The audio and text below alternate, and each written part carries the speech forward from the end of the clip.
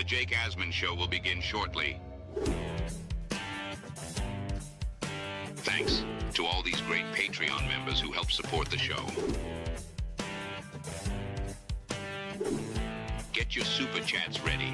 Jake will be here in just a moment. If you love the New York Jets, this is the place to be.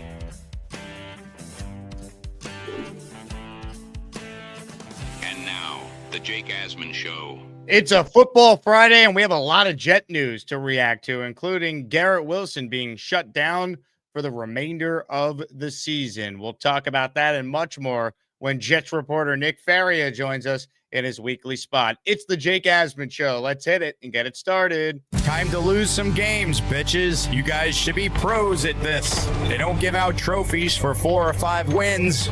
A new chapter for the Jets has started. Aaron Glenn and Darren Muji are tasked with shaping the future of this franchise. Will they be the ones to finally get it right? We will be here for every step of the journey on the Jake Asman Show, breaking down all the storylines, every game, and everything in between. Please subscribe and hit the like button below. Super Chats, baby. Cut the line. The Jake Asman Show starts right now. Here we go, here on a Friday, show number 2 on the day. Fireman Ed was with us on the first show, so check that out if you missed it live.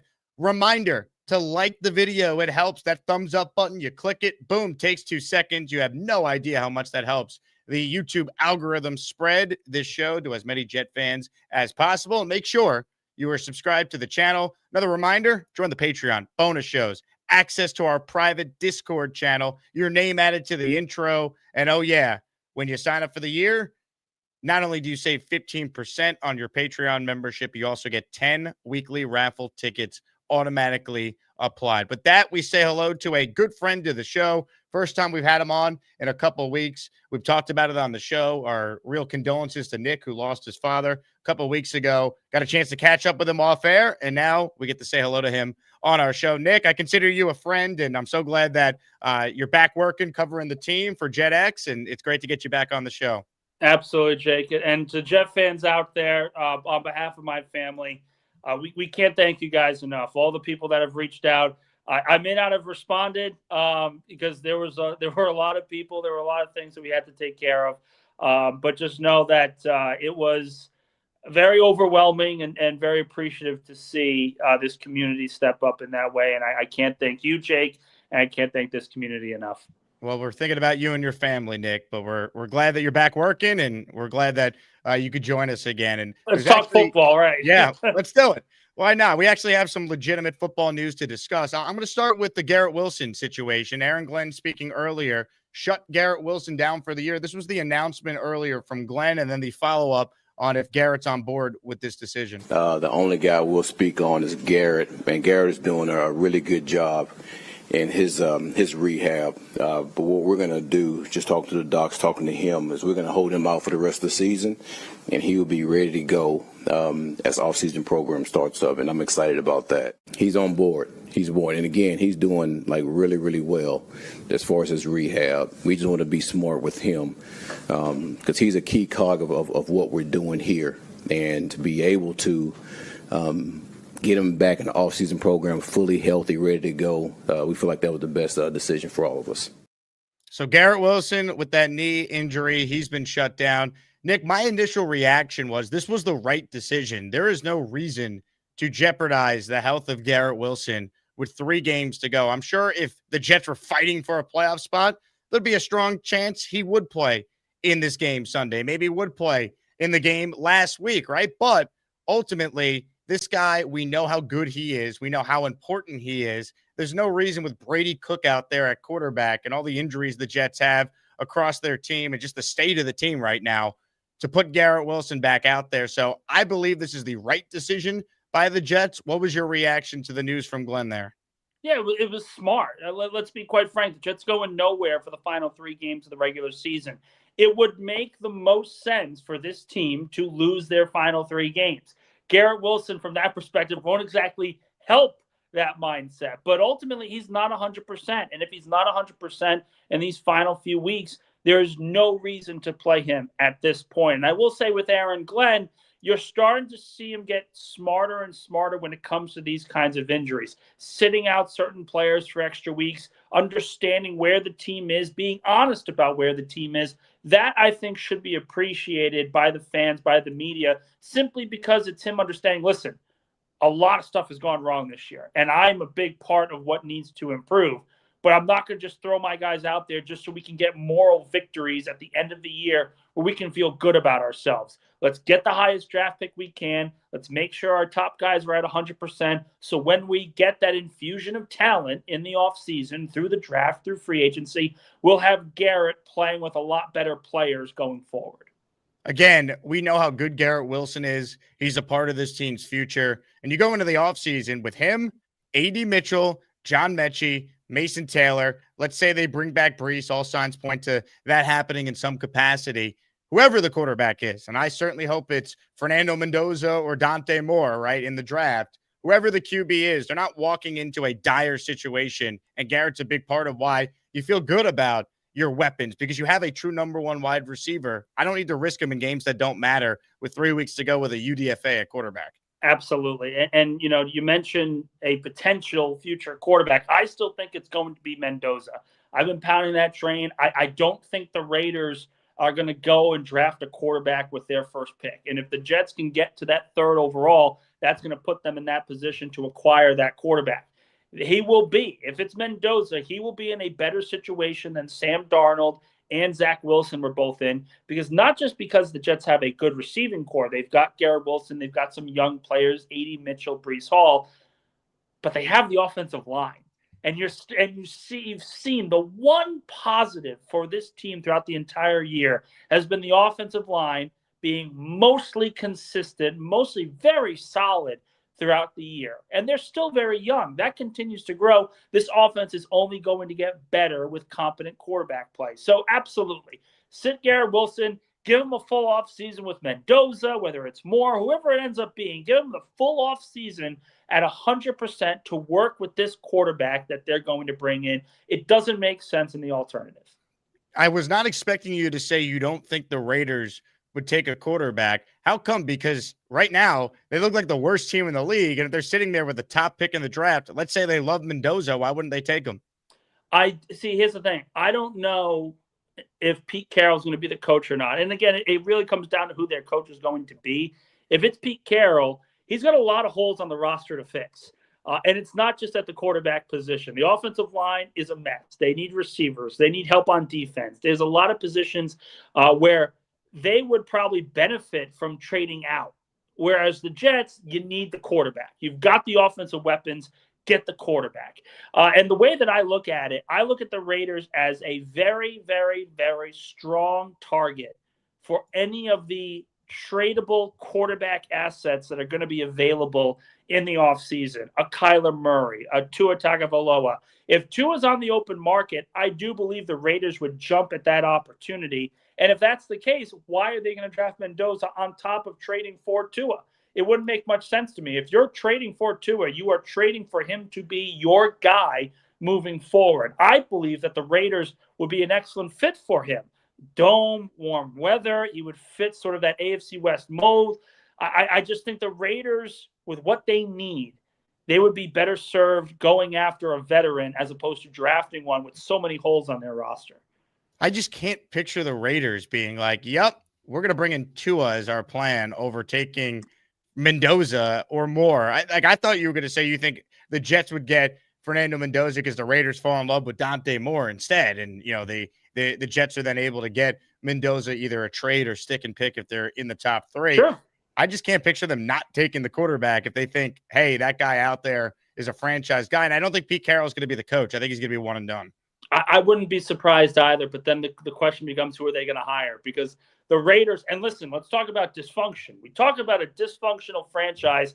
The Las Vegas Raiders, Oakland Raiders, it doesn't matter. They come at you, and they will make some of the surprising moves that you could see in NFL history. I remember in 2009, they went after Darius Hayward-Bay, who was the clear-cut third wide receiver only because he was fast.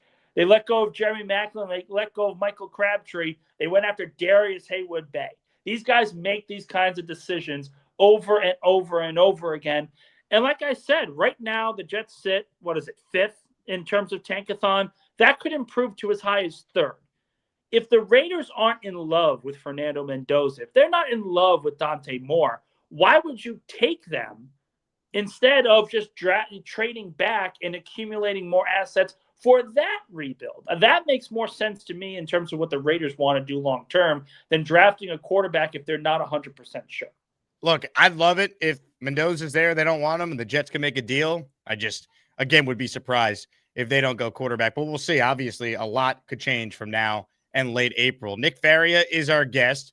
As always, if you have a question for Nick, write it in. Super Chats will cut the line. And let's announce a monster giveaway here on a Football Friday.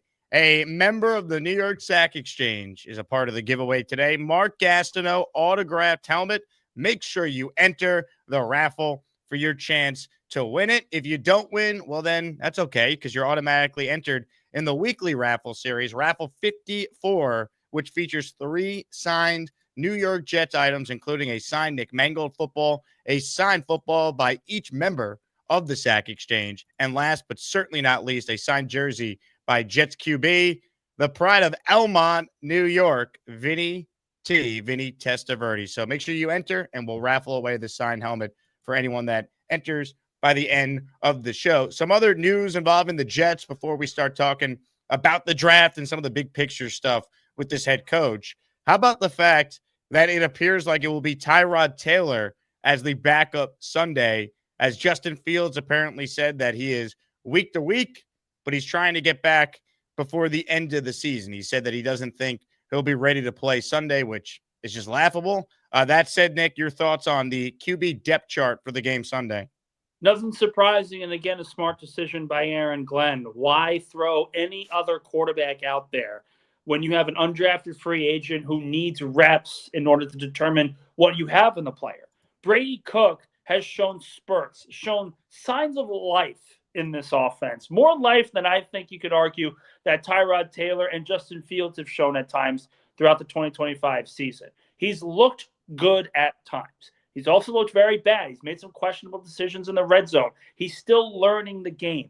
It makes more sense for the Jets right now at 3-11 to play this kid and let him make these mistakes and give him the opportunity to start and give him the opportunity to make adjustments, as opposed to throwing Tyrod out there and saying, yeah, we're still trying to win here, guys. We're trying to get to 6 wins. If we can get to 6 wins, that'll be 1 more than last year. And that's all we need to show that this regime is the right group needed to move forward. The way that I look at it, this team is going nowhere. Instead of, trying to win these morale boosters, get the highest pick you can, get your quarterback, the best quarterback that gives you the opportunity for that is Brady Cook, and let him grow. Let him learn this position at his own rate for these final 3 games. It was always the right move for the Jets to make. Jets 3-11, Saints 4-10, Sunday at 1 Eastern. Oh, baby. You could smell the greatness, or maybe that's the stench of Bourbon Street from here for this one on Sunday. Nick Faria is with us here. Comments, questions, super chats. Let me shout out one of the greats. How about the first gifted membership being a 10 spot from Felix Campos, baby? Hit it. Felix Campos, he wonderful, wonderful guy. He gives a lot of gift memberships and loves the Jake Asman show. Take the money. Felix, the first to enter the Gastineau raffle on this stream. Again, signed helmet by one of the members of the Sack Exchange up for grabs today on a Football Friday. Thomas Cahill, Brian J613, Cosbrook, Top Gun Jet Fan, Top Cat Warless, and we got a couple more here that are popped through. Jordan M. Clay, Sir Moist, and our girl Roseanne, an esteemed member of the 4%. She received a gifted membership there from Felix. Hope you're doing well, Felix. Appreciate you for supporting the show, as always. Nick, I'm going to put something up on the screen. It is ugly. This is from Brian Costello. He tweeted, "It is possible the Jets will finish the year without anyone having 500 receiving yards for the first time since 1976. Garrett Wilson still leads the Jets in receiving yards at 395. Mason Taylor has 369. Breece Hall, 323. A.D. Mitchell, 236. Of course, 3 games left. We are talking about a historic level of ineptitude here. Mason Taylor's not playing this week. Glenn did say today he should be back hopefully by next week. So some positives there with a young player getting reps. But again, what do you make of this stack? Because it's just really hard to believe.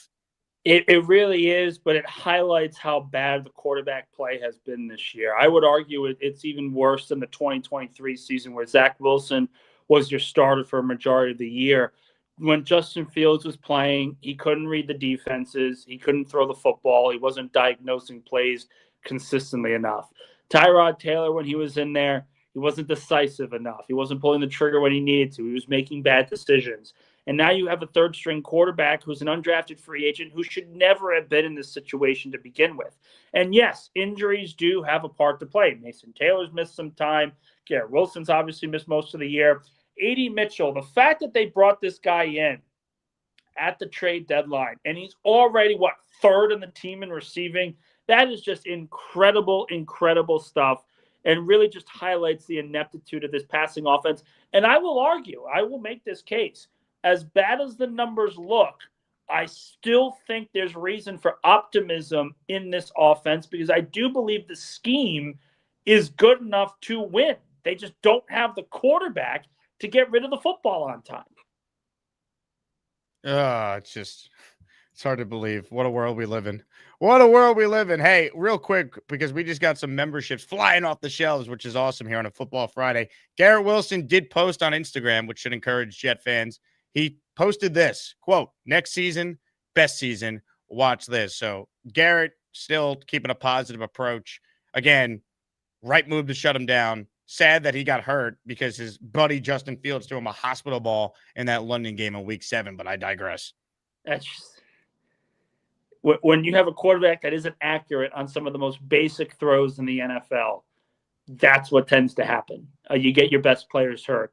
And next season, I'm a firm believer that it's going to be Mendoza. Mendoza's going to walk in, and he's instantly going to be one of the best Jets quarterbacks that they have had from the pocket, from a pure pocket perspective, in a long time. They don't get Mendoza. I'm blaming you, just so you know, because I don't know how you're confident they're going to get him at this point, but I love it. I'm very, very confident because I know the Jets love him. I've heard so many they love him. They want him. The Raiders could love him too, or the Browns could love him, and they're in front of the Jets. Well, I actually wouldn't even put Cleveland in that discussion because I think they want to have Shedeur. They want to give Shedeur the opportunity with whatever coach they bring in to sort of elevate him as a passer. I think the Browns are going to stick with Shedeur. And like I said, I think the Raiders are going to go after Tua. That leaves the Giants. And I think a Giants-Jets trade for the number 1 overall pick is certainly in play. Ladies and gentlemen, I'll tell you what's in play. A 20 spot from Matt L. Matt L., are you kidding me? He had 20 on the first show, 20 on the second show. Ladies and gentlemen, what a country. I pledge allegiance to the flag of the United States of America and to the republic for which it stands, one nation, under God, indivisible, with liberty and justice for all. It is fitting on a day the weather is nasty for it to be raining channel memberships, baby. Grab your Gustbuster umbrella, folks, because we got names to read off. Nick Faria bringing out the best from the Asmaniacs today. Dones, Thomas Rossi, Jenny K89, Merry Christmas Beastbreaker, Thomas Sandler, Nicholson 2468, Alana Kuples, John Woo, T-Town Jet, EJ 5386, Mike Florio's a cuck, Late Night 5994, Paul Bruno, D Stern, Brian Turner, Nick Faria's takes get me going, B stays, I made that one up, Grapes Gone Wild, Gem Friend, Trav Dez, there are a couple more here I missed, Dean Paparella, all receiving a channel membership from Matt L., who again just gave himself 20 entries on this show to win an autographed helmet by the great Mark Gastineau. A couple super chats, and then we're going to talk more about Glenn, the quarterback situation, and everything else going on with the New York Jets. Nick, I want to get your thoughts certainly on the Mike Florio comments in a bit, but first, this comment's too good to not read to you. Boss girl, Nick, will it make things feel back to normal if the chat kills you for your takes? Well, listen, it's more of a prediction of what's going to happen on draft night, but just looking at the way the NFL landscape is showing. The Raiders always zig when everyone else thinks they should be zagging. The Cardinals could be a team that sneaks in for a quarterback, but I don't think they have the resources the Jets do to trade up. The way that this top 5, top 10 is looking, and the way that the draft is looking, the draft board is looking, I think the Jets are going to come away with their quarterback. I really, really do. From your lips to God's ears. Ryed with a super chat. Shout out to you, Ryed. Weather sucks. Football team sucks. Seeing Darnold and Rodgers ball sucks. Beating the Falcons sucks, but at least we get Nick Faria, one of the GOATs, on the show. Hell yeah, Ryed. Appreciate you. Look, I love, honestly, I like seeing Sam play well. I have no ill will towards him. I just hope Sam playing well is the learning experience that this next regime looks at, and they could say, hey, let's make this operation here quarterback proof. Let's get extra weapons. Let's make sure we have depth on the offensive line if there's injuries. Let's not just say, oh, we re-signed Ruckert, we're good at tight end. No, if you could upgrade there and add another player to that room, do it. Like, if the defense takes a step back, all right, I'll live with that. It's an offensive league. Everything should be about surrounding the quarterback, whether it's Mendoza or whoever, with as much talent as possible. So I hope they learn from the Sam Darnold mistake. And they need to, right? The offensive line, the way that I looked at them, as I said before, it's very good. Like, Fashawn is playing a lot better. Membu has been fantastic. Tippmann and Myers are a very good combination inside. They have to make a decision on what they want to do at guard. But the way that I look at where the Jets are, as long as that offensive line stays intact, a young quarterback is going to love that situation because you do have a number one receiver. You do have a quality pass-catching tight end. What happens if the Jets are able to trade up and keep potentially the 18th overall pick, that second first-rounder that they have at the also this year, and they draft McKee Lemon or another receiver in that spot? Now you have a receiving core of Garrett Wilson, A.D. Mitchell, and this rookie. That's going to look a lot different on Sundays. That's going to be an exciting offense. And like I said before, I've really liked what I've seen from Tanner Engstrand. I'm not saying that this offense is quarterback-proof, but what you're doing in this situation is you're putting a rookie quarterback in a spot that the Jets have not been able to do since Chad Pennington. You are surrounding him with top talent and saying, just go and play football. Bill M. asking a question on behalf of JQuest. That's right. JQuest is too cheap to super chat it. So Bill M. is spending his own free super chat for being a member for 13 months to pick up one of our own. Nick, do you see Philly trading backup QB Tanner McKee? Oh, absolutely. Absolutely. They are. I think it's a foregone conclusion that Philadelphia will trade Tanner McKee at some point because the market for him is going to be absurd. It's going to be absolutely absurd. I look at him like a Matt Schaub type when he was in Atlanta before he went to Houston. This guy was a clear-cut starter, but he was behind a really good starting quarterback. And for Schaub, it was Michael Vick. For McKee, it's Jalen Hurts. The problem is going to be the compensation. I think Philadelphia is going to push for a second-round pick. I don't know which teams are going to be willing to give up a second-round pick for him, but this is a guy with a big arm. Those are very, very catchable football, deadly accurate, is a pure pocket passer, which is a lot different than the modern quarterback nowadays. But from the people that I've talked to before, just around the Eagles, if McKee came out 20 years ago, he's a first-round pick. He has all the intangibles of a pure pocket passer.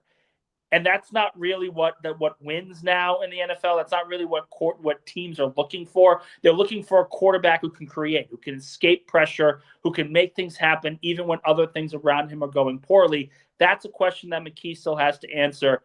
But quite frankly, I think he's going to be a top quarterback trade target this offseason. If the Jets can't get Mendoza, I think that's a very strong option as a sort of bridge to see what you have in the kid going into 2026. He's going to get moved. I think that's a foregone conclusion. It's just a matter of for how much and to who.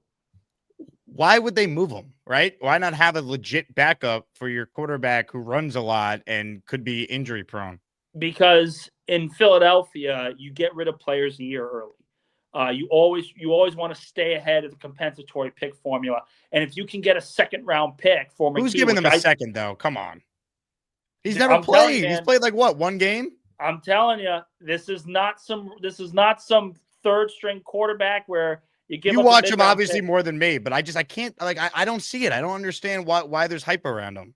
Oh, Jake, let me tell you. Philadelphia is ready to hand the keys to him now.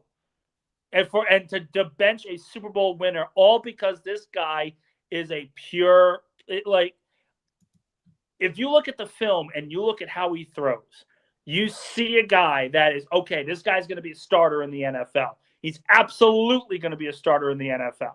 It's just a matter of for what team. What team's going to want to give up the compensation that Philadelphia goes for? The way that I look at it, if you look at the film, this guy's better than I think at least the bottom 12 quarterbacks in the NFL right now, and that could improve with more game tape. I don't know. I don't see it. But if someone gives the GM that gives the Eagles a second rounder for Tanner McKee should be fired on the spot. That's my hot take. And if it ages poorly, I'll own it. Listen, I think that's going to be a very, very strong trade. It's going to look like a Howie win, but it could very well turn into a win for whatever GM says, I want Tanner McKee to be my starting quarterback.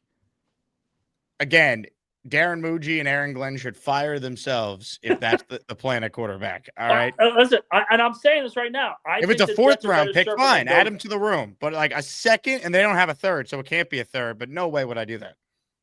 Listen, there's going to be a very high price on McKee this year. And the other thing is this. With Philly, they draft a quarterback every year anyway. They're going to just replace him. They replace these backups left and right. That's been a system they've run since 2000, since Andy Reid was the head coach. And that's just something that they have done consistently throughout the years. To me, if McKee gets traded, it really won't matter because the Eagles are going to draft a quarterback anyway next year in the middle rounds, regardless. Nick Faria is our guest. Comments, questions, super chats, cut the line. Before we do some over-unders via FanDuel for the Jets and the Saints, Nick, I want your take on the Mike Florio comments that made the rounds the other day. He believes Aaron Glenn could be one and done. Your thoughts on those comments and whether or not it could actually happen? I think there's a less than 1%, less than 0% chance that happens. I really, really do. The way that I look at it is you cannot for the last few years, Jet fans have talked themselves in and the media have talked themselves in and saying that this is a very talented roster and it's all about coaching. Coaching was the reason why these guys were held back in a way. Well, this season comes in and players have regressed. The offense has looked terrible. And so we ask ourselves, what's the reason? At some point, we have to look at the players and say, the core that was here just was never good enough to take that next step. Maybe that's the legitimate reason. Aaron Glenn noticed that and said, okay, let's get the compensation for some of these guys now so we can get 5 first-round picks in the next 2 years and sort of rebuild this talent that needs to be rebuilt. I don't see Woody Johnson going to Aaron Glenn, seeing the plan as it's presented, 5 first-round picks, 3 second-round picks, and saying, no, we're not going to allow you to make the decision on these draft selections, particularly after 1 year. I don't see that happening. I think he'll look at what Aaron Glenn is doing, the fact that the roster has not quit on him, as a sign that the plan is in motion. Give him an extra year, give him 2 years, whatever it ends up being. Give him that time to develop his style, his system. Robert Saleh got 4 years or 3.5. I find it very hard to believe that Aaron Glenn, a legend of the franchise, is only going to get a single season as the head coach. Do you think Aaron Glenn has done a good job in year 1?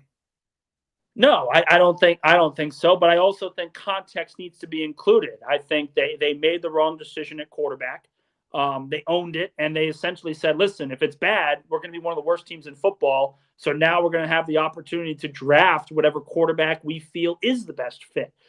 So it's I say it's not the end of the world, but it's more of just they wanted to see what this core had in them.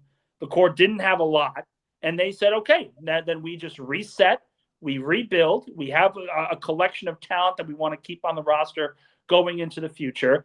But ultimately, the way that I look at it, you can't say he's done a good job, but I also don't want to sit here and say that he's going to end up being a terrible coach in the future.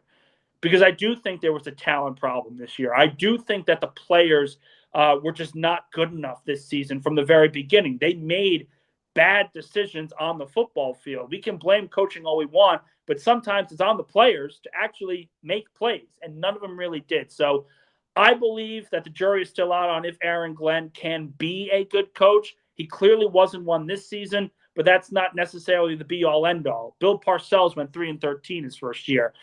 Dan Campbell was atrocious in his first season in Detroit, and they had improvements. They had those incremental improvements. It would make no sense for the Jets to essentially say, we see all this evidence, but we don't want to see if Aaron Glenn can do well in that second season. So I would think it would be very foolish. I don't believe he's getting fired either. I've said that all week. Let me say this, though.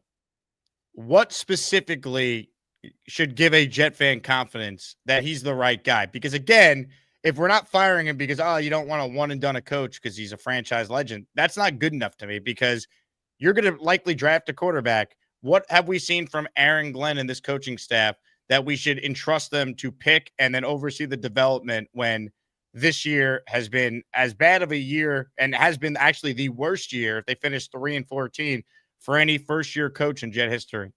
I think the only reason why anyone should have any confidence in this regime drafting a quarterback, the draft record for Darren Muji was pretty solid. I like their draft from this year. Mason Taylor, Armand Membu, these guys were picks that they were excited about from the very beginning. They were high picks, and they produced. Mason Taylor got hurt, but Membu has been fantastic. So they know how to target top 10 talent and be able to put them in a position to succeed. But to me, the one reason why you get overly excited, or at least confident that this group can figure it out, is that Tanner Engstrand seems to know what he's doing. He seems to have his head on straight as a play caller, as a play designer, and that's the guy that's going to be working with this rookie quarterback more than anyone else. The fact that Aaron Glenn brought the Detroit Lions system offensively here and has a play caller that seems to understand what he needs to do in order to get this group successful, that tells me, okay, let's see what they can do with the quarterback of their choice, the guy that they draft that's a better fit for this scheme, as opposed to Justin Fields, where they had to change everything up to fit what he was as a passer. Which Tanner do you like more, McKee or Engstrand? You're talking to the wrong kid here. I love McKee, man. You're never gonna hear me say a bad thing about Tanner McKee. He's gonna be a starting quarterback in this league, and when he's leading teams to the playoffs, I'm gonna be sitting back and saying, "Well, I told you." Do you think if they get their asses kicked the final three, it could change anything, or you're dead set that no matter what, Glenn's here? Yeah, I think Glenn's here no matter what. They have 5 first-round picks now in the next 2 years. Right, and so the job's attractive for an offensive coach to come and get his quarterback and surround him. I don't think he's getting fired, but I'm giving you the argument from the fire Glenn people.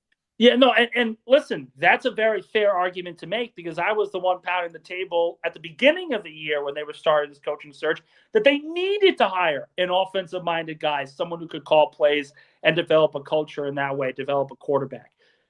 But that's not what happened. And for Woody Johnson, the fact that he continues, Aaron Glenn talks about it, they talk all the time, they communicate about each other's plans, where this organization is, where they're supposed to be at. The fact that, Aaron Glenn has essentially broken down a plan, told Woody Johnson a plan that he seems to be on board with, tells me that they're not just going to pull the rug out from under him after the season. They traded away Sauce Gardner. They traded away Quinnen Williams. Those were decisions made by Darren Muji and Aaron Glenn. That was their decision. You have to at least allow them the opportunity to bear the fruit of that decision moving forward. Hit the like button if you're tuned in. Let's get over 100 likes right now. We're talking with Nick Faria in his weekly spot. We're presented by FanDuel Sportsbook. The Jets and the Saints on Sunday. The line has now moved from 4.5 to 5.5. So the Jets are a 5.5-point underdog going into this one. What are you expecting Sunday? We know Cook's going to make his second consecutive start. Is this a blowout? Is this a close one? We know they'll have a new defensive coordinator for the game. Give us your breakdown for Jets Saints before we do some over-unders. Yeah, it's a big question mark what happens on the defensive side. Chris Harris, was a well-celebrated defensive mind in this league. could have had a couple coordinator jobs this year, chose to be with the Jets, was obviously in the running for it before Steve Wilkes got the job. Interesting to see how this defense responds. It looked like on tape the last 2 weeks that the players gave up. It was an alarming lack of effort from a play calling and from a player perspective that really forced Aaron Glenn's hand. Clearly, the players were not buying into whatever Steve Wilkes wanted to do, and Aaron Glenn had to make a change. So he made that decision. You move forward with that. I will say the New Orleans Saints are playing a lot better than that 4-10 record shows. They won 2 straight division games. Tyler Shuck has played really, really well as a rookie. I know he's an older rookie, but he looks like a guy where the Saints are going to give him the job next year and say, this is your team now, buddy. Let's figure it out together. So I do think that the Saints are going to win, and I think they can win pretty convincingly because they're playing really good football right now, beating the Tampa Bay Buccaneers, beating the Carolina Panthers. That doesn't just happen. The fact they pulled off 2 upsets like that is telling. It shows that Kellen Moore is a damn good head coach, and it tells you that the quarterback, I think New Orleans found their future quarterback moving forward as well. Man, I don't see how the Jet defense could be radically improved for Sunday, but I also don't trust a 4-10 team in the New Orleans Saints to be a 5.5-point favorite. So it wouldn't shock me if this game is somehow close because I feel like it'd be way too easy for us as Jet fans now that everyone seems to be aligned with losing out being the best thing. Now all of a sudden they're just going to tank properly. Like in the Jet history, this is the game they win. This reminds me of Bryce Petty going to San Fran late in the year and beating the Niners after the Jets were down 17-3 in that one. I've seen this too many times. I don't think the Jets are going to win either, but I think it'd be way too easy for the Saints just to steamroll them. I bet you this is a competitive game somehow. I hope I'm wrong. I'd rather them just lose, or if they could be competitive and still lose, great. That's the ideal scenario, but I don't know. I feel like everyone's now saying the Jets are not going to win, and it's like, well, we've said this in the past, and I've seen how this goes. That's when they come around and say, "Oh, gotcha. We still don't know what we're doing here." But yeah, listen, I it's a fair statement to make. I just look at what New Orleans has done in the last month of the season, and they're playing very good football. They're playing respectable football. The Jets aren't right now. They're not even close. I think this is a prime spot for the Saints to get their 5th win. If I were a betting man, I'd go New Orleans, even with the idea that the Jets could spoil their own tank. The tank never ends, baby. It is that time of the year.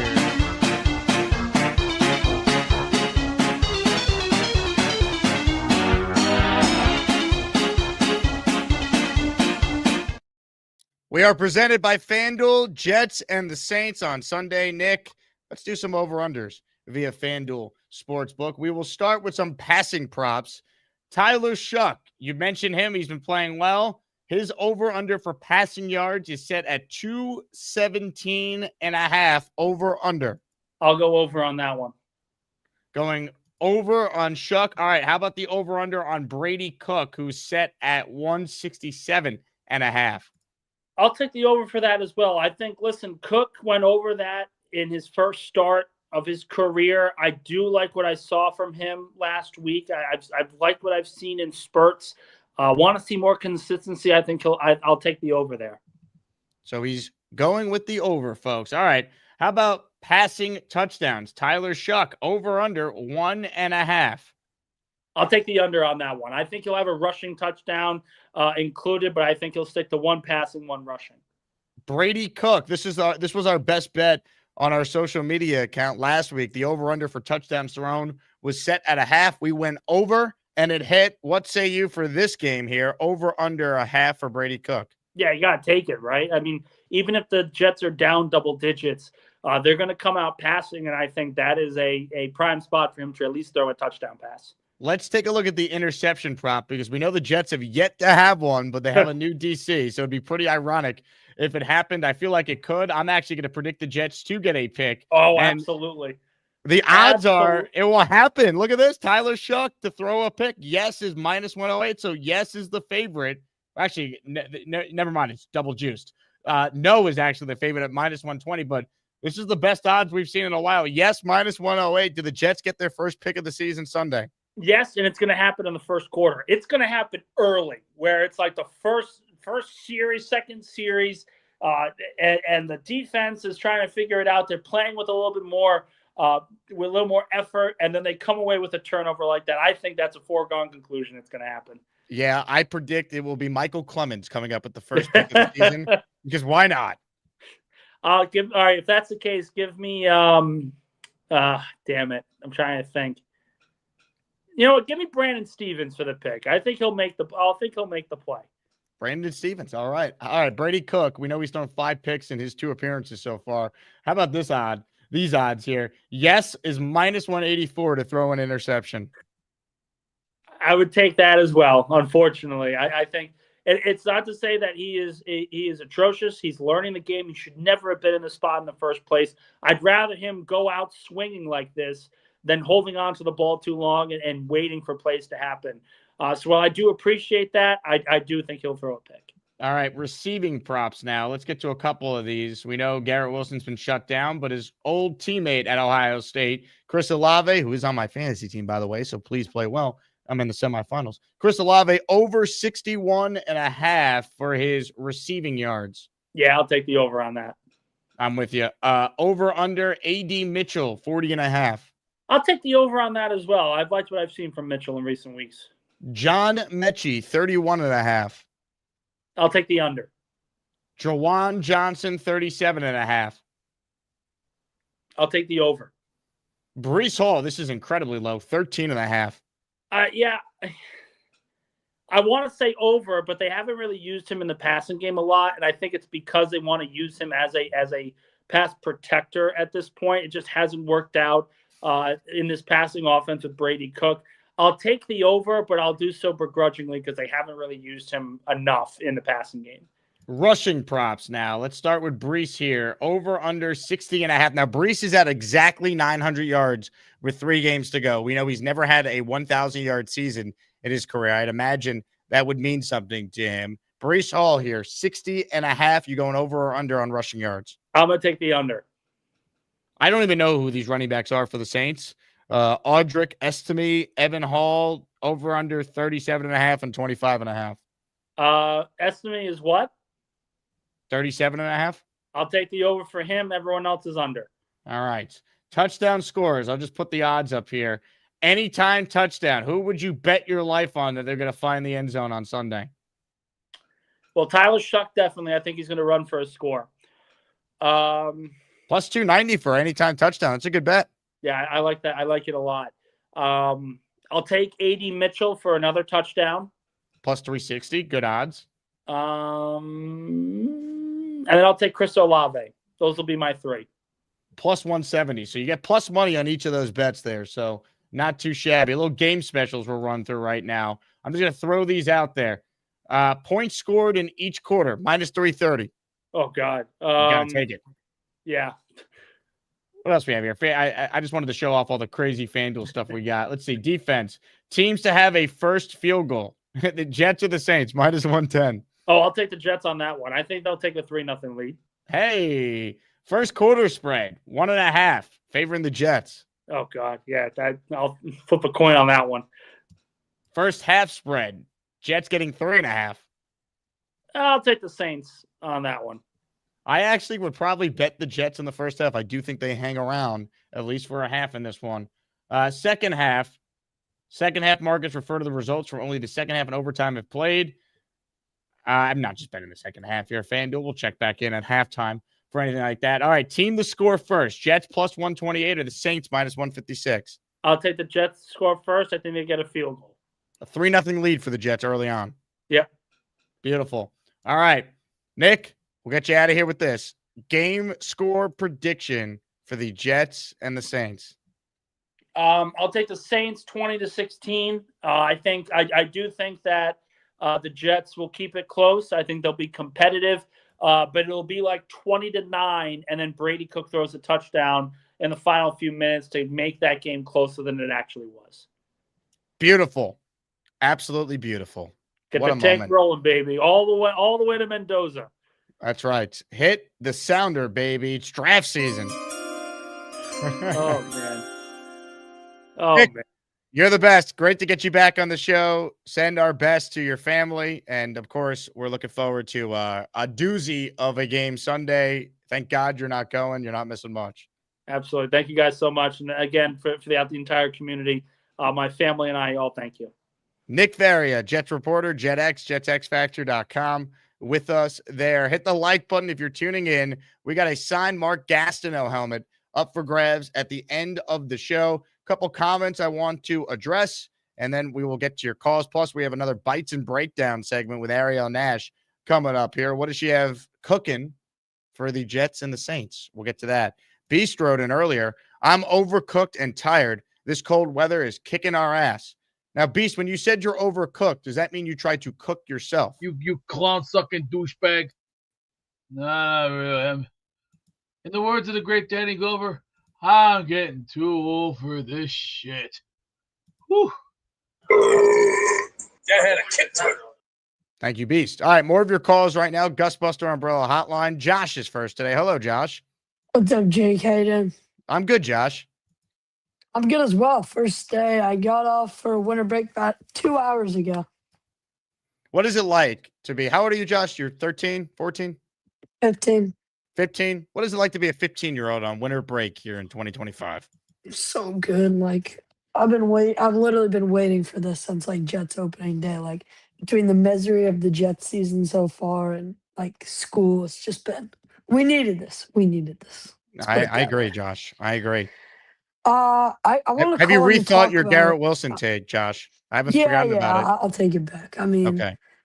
Yeah, all right. I'll take it back. I'm sorry. I apologize to the Asmaniac community for my outlandish take a week or so ago. I wanted to call in to talk defense. If that's cool, real quick. Like, I know the defensive coordinator search will start in the offseason, but like, I'm curious about a couple guys that like aren't necessarily like high, like aren't like the Will McDonalds of the team that you still want to keep around. Obviously, we just overpaid at linebacker, so that might be tough to continue to work around. But like, and obviously Steven still has one more guaranteed. So I just want to know like where your defensive outlook is right now. Well, I think the good news with defense is year to year, you could change it quickly if you get the right DC and you get new personnel. Like we've seen this, like the Jets, even in their history when they've been bad, have gotten like first year DC bumps, or they spend a lot of money in free agency and it pays off, at least initially, right? The 2015 team comes to mind. 2019 with Greg Williams, they didn't have a ton of talent and they flipped it quick. You probably even remember that team. It actually happened in your lifetime, right? So look, they have $100+ million in cap. They have a lot of premium picks. I hope a lot of them go towards the offense, but there could be maybe one or two of those that do go towards defense, depending on what happens. I think it could flip if you get the right coach. Again, Aaron Glenn's first hire of Wilkes was horrific. He's got to get that hire correct.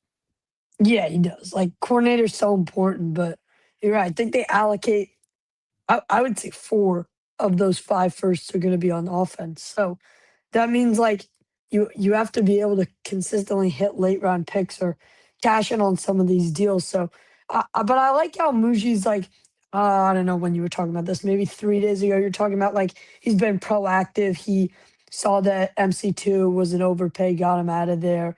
And like, but I mean, obviously, but they really overpaid on Sherwood. So I don't think you're going to find any suitors there, but keep building up this defense from the ground up. And obviously, I mean, at the time, the Quinnen and Sauce trades were polarizing, but when you get the hole that you see here, I think it's a big time plus. And like, this is Glenn's foundation.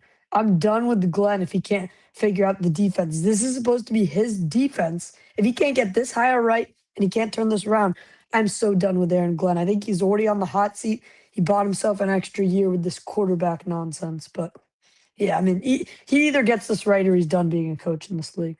What's more depressing for you, being a Jet fan or a Net fan? Oh, the Jets. I mean, the Nets at least had a good stint. Like, KD was a ton of fun to watch on the Nets, but the Jets literally have not had a winning season since 2015. I was 5 years old, so I don't remember it. You poor thing. Josh, great call. Enjoy your winter break, all right? I hope it's magical. You play lots of Xbox and have lots of juice boxes and whatever else. That's what we're doing right here. We're just on college football before I called in. But thank you, Jake. See you soon, and enjoy your weekend. Ladies and gentlemen, it's our guy, Josh. Time to lose some games, bitches. You guys should be pros at this. They don't give out trophies for 4 or 5 wins. Man, all right, we're going to do more calls coming up. But first, I want to shout out Joseph Freeman, who became a channel member and then said, wait, I'm also going to gift 5 memberships to the community. That's right, 5 spot of channel memberships. Hit it, Joe B. It's up to you, New York, New York. We have a Bites and Breakdown segment coming up shortly. But first, let's do one more call. Let's say hello to this man.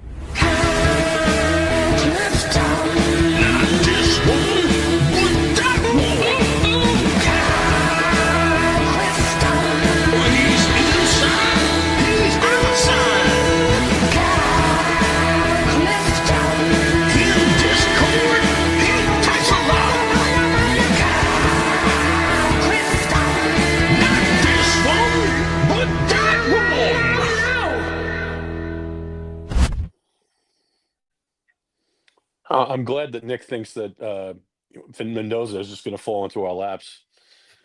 I wish I had that kind of confidence. Me too. I hope he's right, but I do not feel great like he does. I think it's possible still, but I wouldn't say it's likely. Yeah, I mean, I think he has an interesting point about the QB carousel. I don't know how he thinks like he has that inside information on Tua to the Raiders or how the Browns feel about Shador, but like there's going to become people available that you might not necessarily expect, and they're going to fill some holes across the league, and that always happens. Teams view different classes differently, and you never know.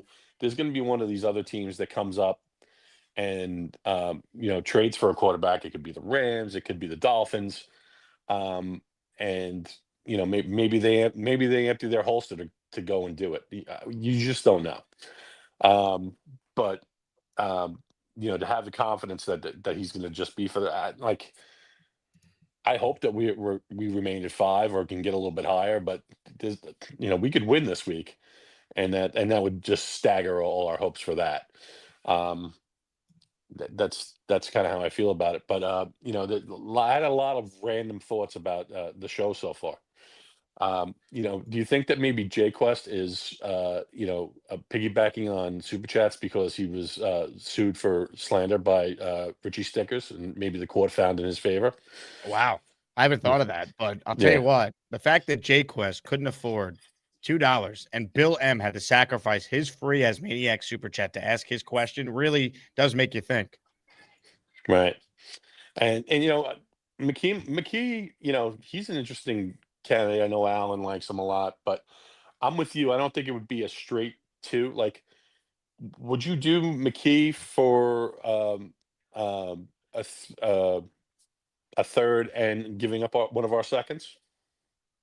A third and a second? No, it's we give up our second, right? And we get back McKee in a third. It's a round swap. Okay. Now that to me, I think that to me is a much more reasonable offer, right? You move down, so the Eagles are getting a premium player because of the fact that the second would be pretty high. And yeah, I mean, something like that. I would even do that and then throw in like a 5th or whatever, like something. But I'm not just doing a straight up 2 for a guy that I don't believe is my long-term answer. That's too much. Because then you get to maybe audition the guy like you did with Fields and give him a chance to succeed. And maybe you can sign him long term, like, and it's not breaking the back to get him, and maybe he's your placeholder for a year. That's just a thought. Yeah, I mean, Beast, if he's saying that he's getting too old for this shit at 41, what hope is there for the rest of us? Like, he's 41 years old, right? He's thereabouts. I believe he has said he's 41. Yeah. I've got quite a few years on him, and it doesn't get any easier, Beast. So you might want to keep that one close to the chest. You know what I'm saying? He's a man's man, Yeah. And then the last thing, maybe I've kind of lost my spot there a little bit, but great show, and have a great weekend. Let's go Saints, and we'll have a great Christmas week. I'll talk to everyone later. Ladies and gentlemen, the great Kyle Clifton. I hug him every day. I hug him every day. Tremendous call from Mr. Clifton. Ladies and gentlemen, hit the like button if you're just tuning in. Comments, questions, super chats. We'll get right back to your calls. But this week, it's time for a Bites and Breakdown with Arielle Nash. Olive oil sports, she's the queen of the line. Football and flavor, she's cooking up hot. You love the Jets, you'll love her too. She's got a touchdown recipe just for you. Arielle, how we doing? The Jets and the Saints on Sunday. People are dying to know what the breakdown food-wise will be, considering New Orleans is such a tremendous food city. Yes. Okay. Well, I'm doing good. I'm getting over a cold, so I'm a bit hoarse, but that's okay. Okay. I said I was gonna do Popeyes. I think a few weeks ago. I was like, that's a little bit lame. We got to do a little bit better than that. We did biscuits last week, so I got some jambalaya, Cajun shrimp. Got the andouille sausage in there, chicken, okra, red bell pepper. It was this Pura Vida meal that you like heat up in a skillet. It takes 15 minutes at Sprouts, and it's very good. Are you a fan of Cajun style food? Yes, I love Cajun style food. It's I was actually so bummed because I'm working this week, but if I wasn't working, I was going to do everything in my power to go to this game, just like because I really want to go to New Orleans, and I like such a foodie. Like I love all their food. I really wish I was eating beignets. I'm like bummed, but it's okay. I'm like, I'll get to New Orleans eventually. Are you a fan of gumbo?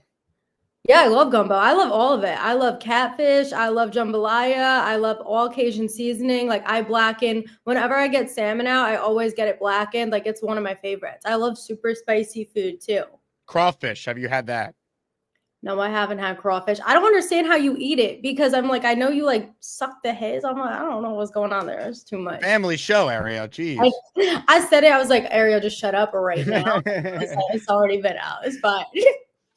Crawfish confuses me. I've never had it because I have a shellfish allergy, but my friends in Houston, they love it. And like so much of like that area of the country is built around like crawfish boils. When the bars start having it, they all bring in food trucks that serve it. So it's everywhere. No, I know. I mean, I feel like there's a place in Arizona that has like crawfish. It's like on like Mill Ave or something. And I pass it all the time, but no, never had that. But I do love all the boils and stuff. Like when I lived in Maryland for a little bit, and they have a bunch of like, I mean, you can get it Cajun style, but you know, I love like the corn and everything I love it. Yeah, the crawfish boil is certainly a big one. Boss Girl writes in, Arielle, are we going to be hosting a tailgate when the Jets come play the Cardinals next season? Well, I'm moving, so you can't. No. Are the Jets going to play the Cardinals because of the like seating with like our because they just played last year, but we're both going to be the last. They play the NFC West. Is that? I'm trying to think of the 2020. They play them next year too. It's so great. Are they going to Arizona? I don't know. That doesn't sound right. We went to Arizona. I was at the game last year in Arizona, so I don't know if they're playing this year. They do not. Well, they would play the NFC West, so the Cardinals finishing last. Yeah, I guess the Jets would play the Cardinals next year. True. Would they be at? Oh yeah, and they'd be at MetLife because we played here 2 years ago. No, it's a road game schedule because it's just the way the. Wow. Okay, well, yeah, you guys can host a tailgate. I'll hook you up with my friends. I won't be here, but yeah, the Jets 2026 road opponents, besides obviously Buffalo, Miami, and New England, Chiefs, LA Chargers, Bears, Lions, AFC South, which will be Tennessee, and the NFC West, which will be the Cardinals. So we got some good road trip options. Wow, okay, that is fun. Where do you want to go? Do you like traveling for the games? I could do one road game a year. We did Tampa this year. I did London the previous year. I did Dallas and Vegas 2 years ago because I thought the team was going to be good with Rodgers. So I was excited. My preference would be Chicago if it's earlier enough in the year because I've never been. But I would love to do Nashville. I would also love to do LA, and would definitely be in on a potential Arizona meetup as well. So it's going to depend on the dates. No, Arizona is great. I really wanted to go to Arrowhead. I remember hearing that we were going to be playing there, and I love Kansas City. I love their barbecue, so that would be fun. If that game's in September and Mahomes is not playing, I think we got to go for it because that'd be great. That was unfortunate though for them, and I'm like Chicago too. Did you hear like they're looking at like Gary, Indiana now, like for moving? So I'm like, got to get there while they're still in Chicago. That's crazy. I am not buying it for a second. I think they're trying to put political pressure on the city of Chicago to pay for it. But yeah, I mean, Chicago would be great. The problem is it's all about the timing for any road game, right? Because Right. like if the Jets played in Chicago now, no one would go. So it has to be like in September or early October before the Jets are 1-6 You next don't year. want to be Nobody in like cares. negative 10 degrees, really? Not feeling it. No, that's smart. I love What- Chicago though. Beautiful city. What are you feeling for Sunday? Do you think the Jets have any chance to win this one? You're the most positive Jet fan out there. Are you still rooting for wins at this point?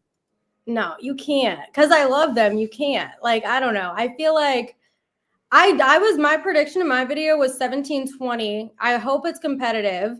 I was listening to like the press conference with Banjo and Chris Harris and Tanner Angstrand. I like their vibe. They're super happy, like in it still, positive. I mean, Aaron Glenn and Chris Banjo, they both like have ties to New Orleans, right? Like both like one play or whatever. So I feel like the vibes are gonna be good. I would like them to be more competitive, but I don't need them to win. Like, like maybe we don't do that part. Wow, we've lost you and Fireman Ed. That's when you know the season is I down. mean, I'm not lost. I'm just like looking at the logical situation of what needs to happen. And I'm like, I mean, I was pretty sold on Nick talking about Mendoza. I was like real confident. I was like, okay, I could not see that path right now, but now I'm a little more sold on it. I'm like, all right.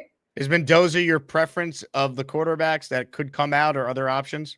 I feel like I'm getting more sold on him by everyone talking about him because I just listen to like all the podcasts, like copious amounts, like every single like YouTube channel or whatever. So I'm like, I feel like that's what I'm getting sold on. I mean, I know people are still happy with Dante Moore.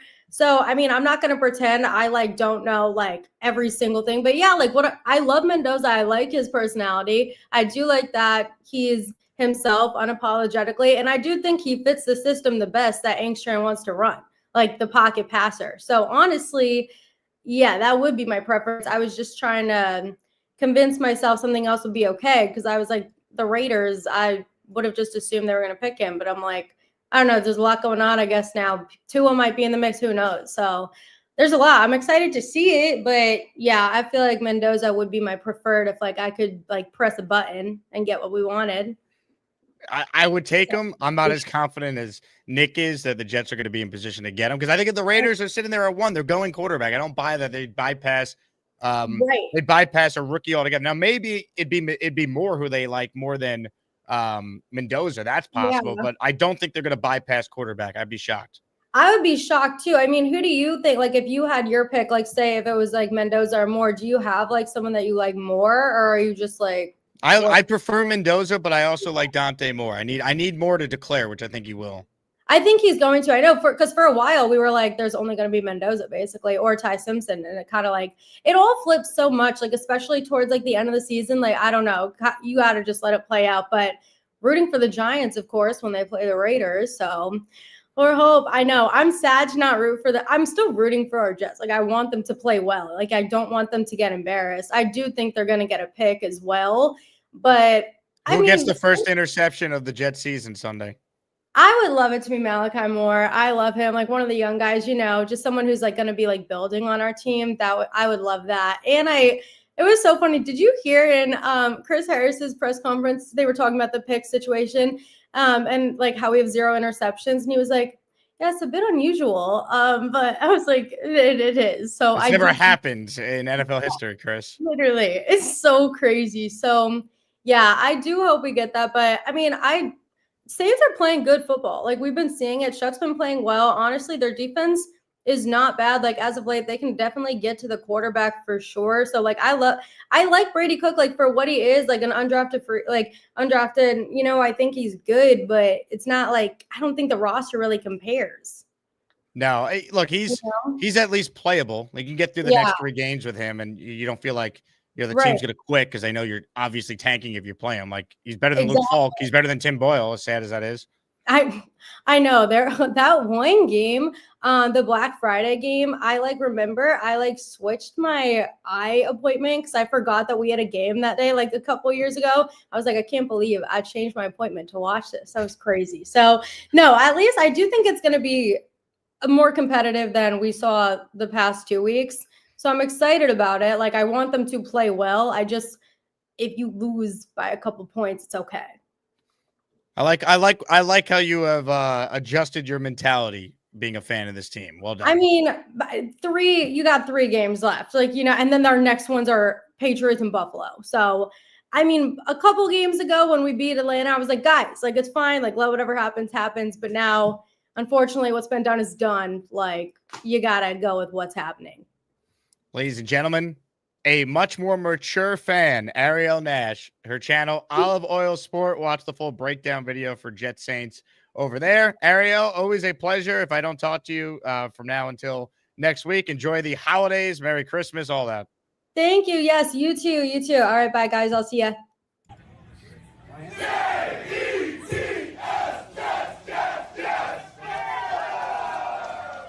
Hit the like button, comments, questions, super chats, cut the line. Bino with a super chat. He's in the raffle for one.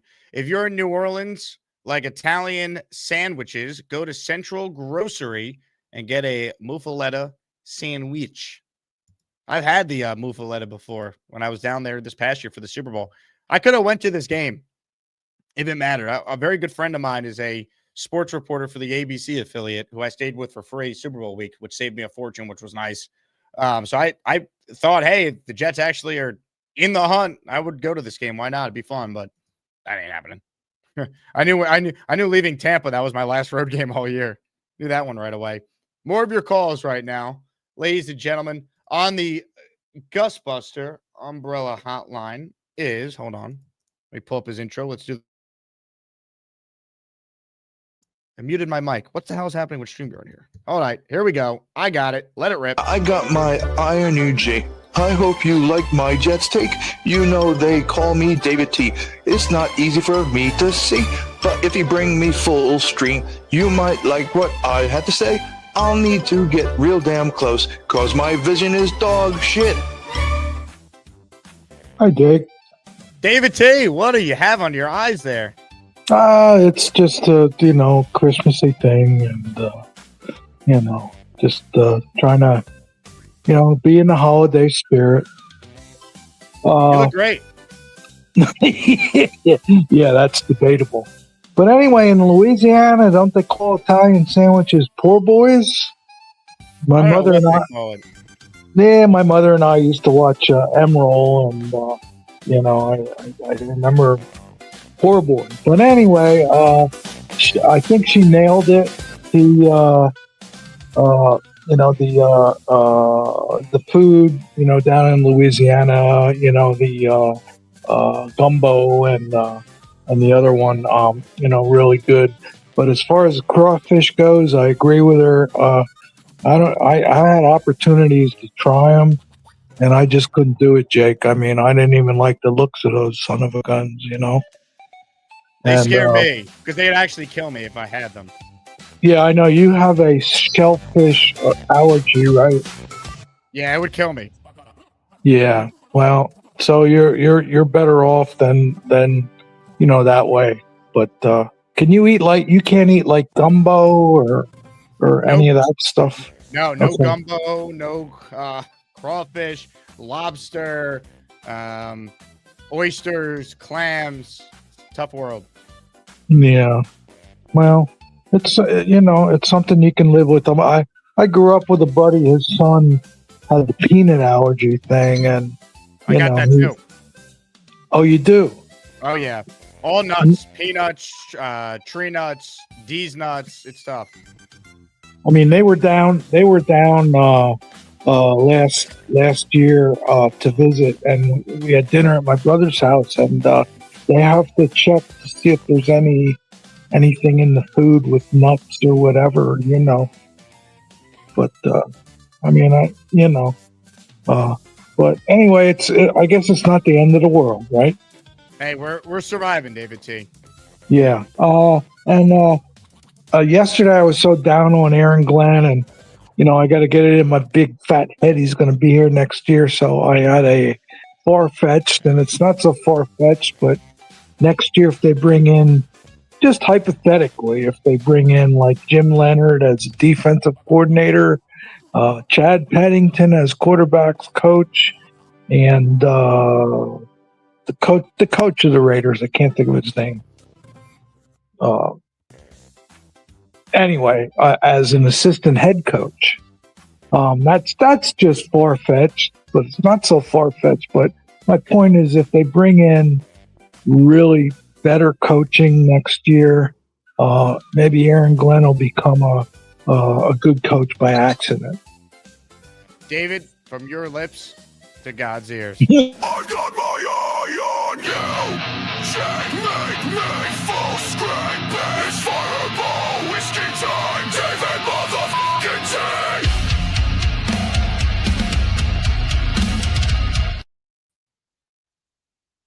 What's up, Beast? Just laying down. My body feels cooked. You can stick a fork in me. I feel like crapola. Wave the white flag.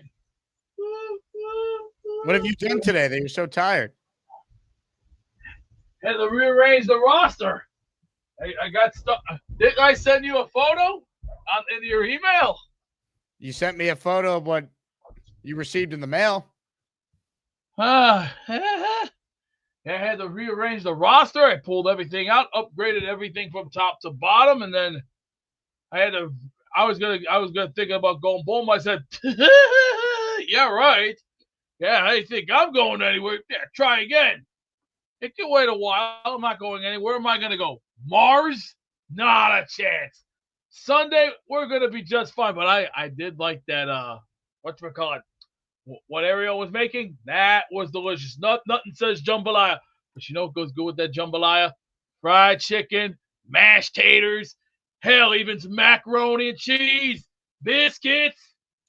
Hell, if you want to add red beans and rice, there you go. Hey, show us what Gator sent you here. These are 2 new albums here, three great movies, a Christmas card, some of the Sopranos right here, a Make America Great Again hat. Thank you very much indeed. And a Trump bar. A Trump bar? You want to eat the president's candy bar? No. That's going to get a glass frame for that. Oh, okay. We're glass framing that. Like most of the stuff that I have glass framed, like I have a King Diamond in a glass frame that's not going to be touched. Iron Maiden, Metallica, and also another band, Testament. You know how much those are going to go for in the years to come? 10 years from now, they're going to be no worth than $200, maybe $300 down the road. Because right now, half the stuff that I have here, like wrestling shows that I've been to, you're looking at $500, $600, $700 per poster, because you're not going to find anything like that ever again. That's the way it's got to go. And come Sunday, we win, fine. But the next 2 games, no. I don't see it happening because you know what the Patriots are going to do. Yeah, get ready to line up, bitches. You should be good at this.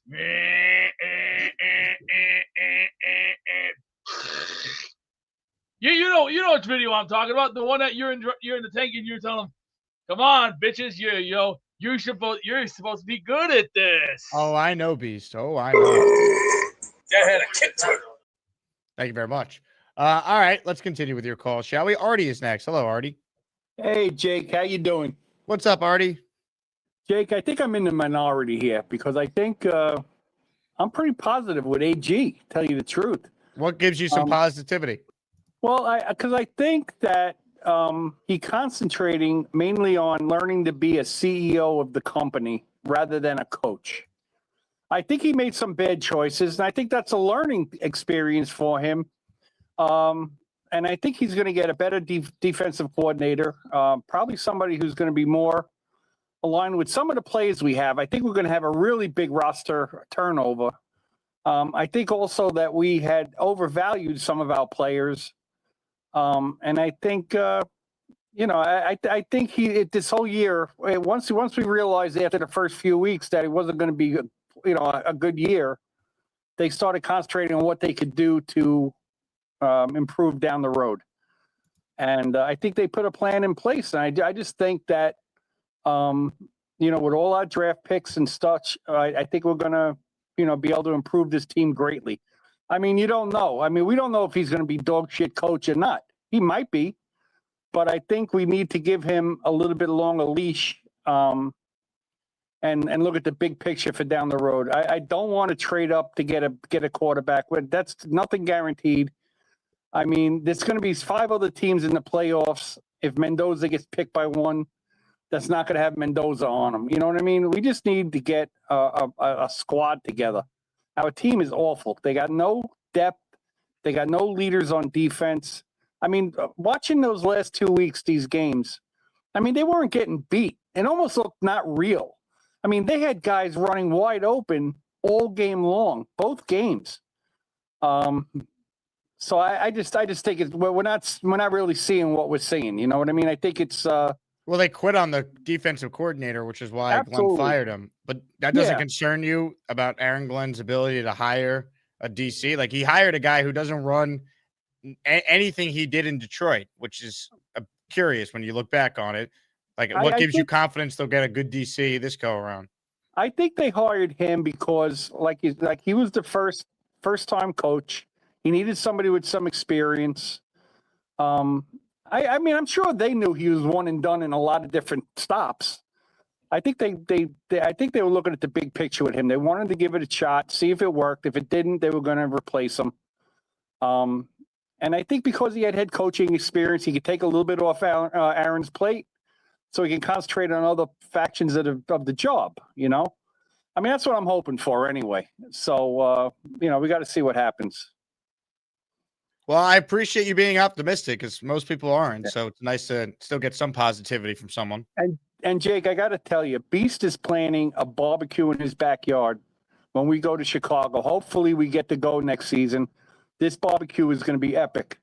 He's going to have sausages. Okay. He's going to have hamburgers. We're going to have chicken. And, I think it's going to be an epic. So I'm hoping we get to go to Chicago. I'd like to hang with Beast. I am Team Beast, just like I'm Team AG. So I usually good at picking, what side I'm on, So anyway. So you believe that the Beast barbecue has a chance to be a generational type of barbecue? Well, just like Beast calls, they might not be for everybody, but nobody can deny that we'll talk about this for years to come, one way or the other. Artie, you're a legend. Tremendous call. I mean, well said. Well said, ladies and gentlemen. More of your calls. Extraordinary. Extraordinary. That's extraordinary. That's extraordinary. That's extraordinary.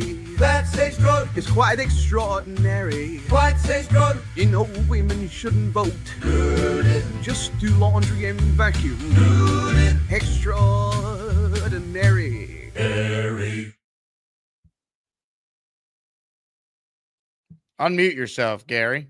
That would help. I'll give you a pass because you have a shellfish allergy, allegedly, supposedly, possibly. Why would I lie about having a shellfish allergy? Of all the things to lie about, why would I lie about that? I don't know. But I didn't say you were lying, did I? You just said allegedly. So allegedly, allegedly, you have a. The implication of saying allegedly is that you don't necessarily believe me. Okay. No, I'm kidding. I believe that you have a shell allergy. I'm just messing with you. Okay.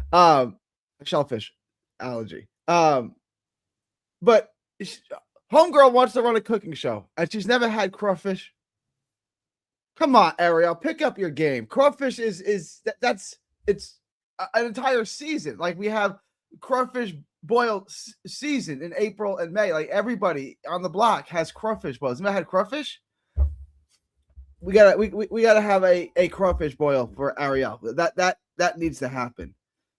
I would ask you if you like crawfish, but you've never had it. This is shocking to me. You guys have never had crawfish. I know. Believe me, I lived in Houston for 6 years. I know all about the crawfish boil. Crawfish boils everywhere. Everyone on the block, every block has a crawfish boil. I go to probably 5-6 crawfish boils a year, easy. All right. The first thing is Tanner McKee. That's the first. What is this? Like, he's the Stanford quarterback. I didn't even know he was in the NFL until Alan put me on to him last week. I know who he is from college. Apparently, he's God's gift to the quarterback position, according to Alan, and then I guess Nick Faria as well. Was he drafted? Was he I remember him in college. I did not know he was drafted by the Eagles. Okay. What round? Day 3 for sure, right? Do you know? I think he was day 3. I don't I'll even remember seeing him on depth charts. Like it would have been like 20. 6th round, 2023. Okay. I'm not saying like okay, things happen in life. Maybe he's good, but he was a 6th round draft pick 3 years ago. That we should give a 2nd round pick for. I'll give you. I don't like. I don't even have anything to see. Has he played? He's barely played. I don't understand this at all. That must have been some preseason. That must have been a hell of a preseason. 2nd round pick. He's like Brett Radcliffe in the preseason. Remember him? Jet legend. I do. Well, Strevla had the great preseason too, didn't he? Look how that worked out. He had a great preseason. Thank you, Leon. I do have the box notes. It's been broken many times. Hey, who do you like in the fight tonight? Jake Paul going to knock out Anthony Joshua? I think that you guys know how I think about Jake Paul fights. Are you going to watch this tonight? Yeah, I'll watch it. I mean, I'll have it on. There's the football game on too, so I'm gonna be looking at everything. It's Anthony Joshua. Whatever you guys make of him, perhaps he was overrated. He's a 2-time heavyweight champion of the world who unified belts both times and is an Olympic gold medalist. If you guys think he's an overrated heavyweight champion, okay, he's still a heavyweight champion, and he's fighting a YouTuber. Keep that in mind. Just keep that in mind. Now, could Jake Paul die in the ring tonight, Gary? Yeah, he could. Like, he picked the wrong guy. Like, Tyson Fury might play around with you a little bit, right? Like, he might have fun with you and carry you. AJ doesn't have that in him. AJ's like me. He's got a mean streak. He's going to go in there and he's going to try to hurt him. Like, you saw this with the, what was the UFC guy they fought? Somebody help me out. That Fury fought, and he went the distance with Fury, and AJ destroyed him in a round. Like, AJ's not going to play with you. He's not.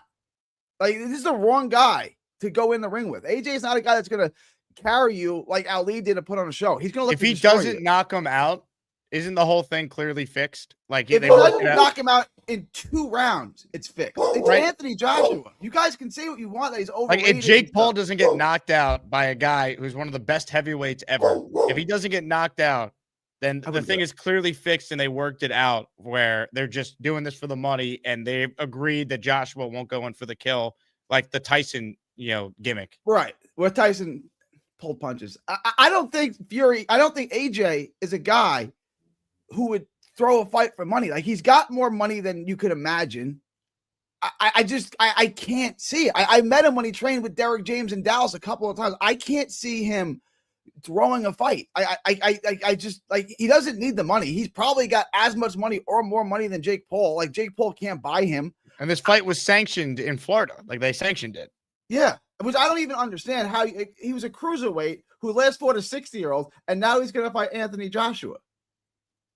I don't like if he doesn't kill him inside of 2 rounds, there's something seriously wrong. Like, seriously wrong. I don't even see how it realistically go past 1 round. Like, it's not like Jake Paul is a mover. Like, he's an athlete who can get on his bicycle and survive. I think Hawk is wrong here. He said it's not a sanctioned fight. No, I think it is sanctioned. I believe, yeah, it's from what I understand, it's a sanctioned fight. Now, yeah, this is not an exhibition; it's sanctioned.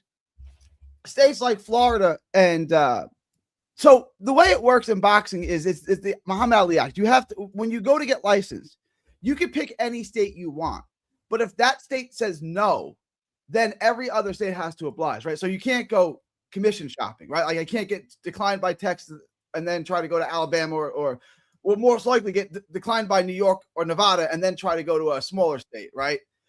So people go to Florida and Texas because the commission approves them 9 times out of 9. That's why the fight's in Florida and not New York or Vegas or LA, because if they went to one of those states, it wouldn't get approved most likely, and then it would be done. They couldn't have the fight anyway. If you go to Texas or Florida, they'll approve it, right? It's just like when Tyson came back from fighting Holyfield. Where did he fight Lennox Lewis? In Tennessee. Because they would approve him. They would give him a license when New York wouldn't, when California wouldn't. So you don't even try that. Same thing with Margarito after the hand wrap incident. He went to Texas to get licensed, not Nevada or New York. Football thing for you. Okay. You said that you would not call into the show for a while because my take on Mendoza was so bad. Which take on Mendoza was bad? No, I didn't say that. I just said I didn't call him this morning because the one where you said he's the perfect quarterback. My quote's getting a little taken out of context there. The one you said Mendoza when I was on with Dylan yesterday. Yeah. When I He said he's the perfect, perfect what I meant to say is he's the perfect like prospect to take the swing on, right? Like all these, there's no such thing as a perfect quarterback prospect, but like he checks off all the boxes of a guy that like you would try and trade up and get and take the swing. Doesn't guarantee anything, but like he checks off all the boxes of size, attributes, intangible stuff, like personality. Like I think he's good enough to try and trade up and not trade everything, but take a swing. Like I think he's the modern NFL quarterback. He's got the size, he's got the accuracy, he's got the smarts between the ears. That's what I meant. Like he's a worthwhile swing at quarterback in the top 3 of a draft. Let me address that in 2 ways, right? Like he's tall and smart. Okay, like you know who else is tall and smart? You know who scored off the charts on all the tests? Justin Fields. How does that work out? How's his decision making? I don't think Justin Fields is smart. He was when you take all the tests, like all the Wonderlic tests and all that, he scored off the charts on all of them. Yeah, but Justin Fields, like as a football player, the knock on him coming out was he wouldn't go to his second read. He would have to see guys open before throw. Like that, those were criticisms coming out when people thought, well, with coaching, he would develop that skill, and it obviously hasn't happened. Mendoza, the thing we praise him for is his ability to process and get the ball out and be decisive, and his toughness and be clutch, all that. I got it. I got it. I get why people are going to draft him, but like I feel like you're drafting him to be good enough. And like I said yesterday, good enough isn't good enough, right? I think you're coming up with that synopsis. There's been multiple people that have said that we like that said they like him, and then we've asked them, well, what's his ceiling? And Joe Blewett said top 12 quarterback. Like Dylan Terraman said top 12 quarterback. Dylan said that. Dylan said top 12. Okay. Yeah. And again, if you're drafting a quarterback that you think could be in the top 12, that's a franchise QB. 14 teams a year make the playoffs. You got to get one. A top 12 quarterback, I would take him, but I don't see that really. Like I get the quarterback play is not great in the NFL, so top 12 is not as hard. It ain't what it used to be. I grant you that. I had 2 scenarios 2 things I wanted to ask you about. I talked about this with Alan. Would you make this trade? You trade Kyler Murray. You trade for Kyler Murray, and Arizona gives you their first, and you give Arizona one of your seconds. So it's a second for Kyler Murray's contract, which is $35 million, which would be a hit to you of $35 million, and the 6th pick or whatever it ends up being. No, you wouldn't make that. You wouldn't take his contract on. So basically, you're taking on his contract for the 6th overall pick, or whatever Arizona picks. Right now, it would be 6. No, I don't want to. No, because then I feel like they're going to be, the implication there is they're going to play Kyler Murray as the starter, and I don't want that. I understand Kyler Murray is not what he panned out, what people thought he might pan out to be. I get it. You could still do a lot worse than Kyler Murray. Like again, look at all these quarterbacks that continue to get hurt. Another reason why I like Mendoza, he's 6'5", man. He's built to take hits. He's got the Josh Allen size.